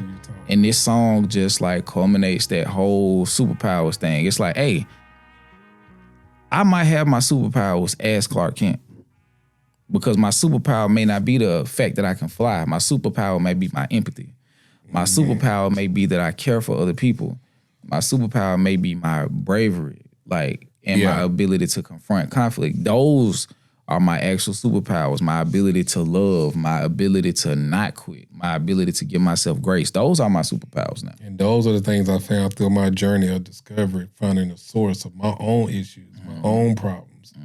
And I'm able to develop from that because I know where I was weakest at. Yeah. So that's fire. Yeah, it's a big, it's I could definitely see why you say it's a loop. Yeah. It's a loop. I think this album is, I know you say it's like album of the year. Like from people in our space, I hear that, but I still just don't think that, well, it probably won't happen anyway, but like I don't think he really gets the credit in terms of like how deep he went with this without overdoing it. Yeah. Like he didn't OD on this shit. Like he made it there for consumption, but it's still like subtle enough to be like nuance in a sense. Yeah, because you gotta listen to it to even get so much of how detailed he's being. Right. You know what I'm saying? But he left the musicality for the people who come to like hear that vibey, drug-induced kind of sound that he makes, that kind of like ventures on the side of like hippie, like soft rock kind of, then this like this southern hip hop homages. You know what I'm saying? I hear Wayne in here. Of course, I hear Outkast. Like, I'm hearing a lot of shit from the South, and so it's like so many things that he's touching on musically that can carry your attention outside of how dark this actual album is. Yeah, like I definitely appreciate him, like now in terms of like his musicality. Like, I mean, I became a fan with The House Is Burning, but this right here, this album just kind of solidified. Like, yes, he's a person that I want to see do well. You know, I want to see him reach or be the best person he can be. And if that involves putting out also music of the same level, because if he don't put out another album after this, like, I'm good. But if he's able to continue on and have a journey worth like remembering, like, I want to see that for him. Yeah. Like, he's definitely someone I'm invested in. Me too. So shout out to Isaiah Rashad, man. We used to do this thing called 719 Freestyle. I feel like it's just a good ribbon. Yeah, we talked about that. Yeah, but is there anything you want to say before we get up out of here? I mean, just to you, Isaiah Rashad, shout out to you, man. Fantastic project. I think it was well worth the wait. Like, you gave the people what they asked for in terms of like a solid ass album, a great follow up to a great album with The House Is Burning. And, you know, don't give up. Don't give up, man. What you doing, you know, and don't let them people dark your heart, man. I just say that. Yeah. So. Yeah. Zay Wop. I've been following you since Sylvia Demo, man. It's just beautiful to watch your journey as an artist, like, in spite of, you know, the things that have been like in your way as obstacles to continue to become who you are now. But like, musically, like, this shit is beautiful. You know what I'm saying? I feel like to this day, where we are in July of 2026, you have the best hip hop album that came out this year. So, and yes, it is hip hop for the for sure. So yeah, man, continue to do what you're doing. Continue to grow as an artist. Continue to, you know, create the way that you create. You know what I'm saying? Because you can say what you want about it not being conceptual. This shit cohesive as hell, like thematically. So yeah, man, just keep doing what you're doing, and we gonna be here. Shit, I see you in a couple months on tour. But yeah, man, that's pretty much all I got. Yeah, man. I know it's been awful, but we had a good time. Yeah, you know, and it's been that, and it's gonna be that. But the point of the album, at least from my perspective, is to find your ability to traverse this awful existence in some aspects and maintain joy and as much of your innocence as possible. Because with that, it's not so bad. It's not so bad. All right. But yeah, man, if you like this, I forgot to say that. Be sure to like, comment, share, and subscribe. We also have an It's Been Awful album reaction available. Check that out. And if nothing else, I am Skip. And I'm DJ. This was It's Been Awful. And until next time, hip hop lives here. Peace.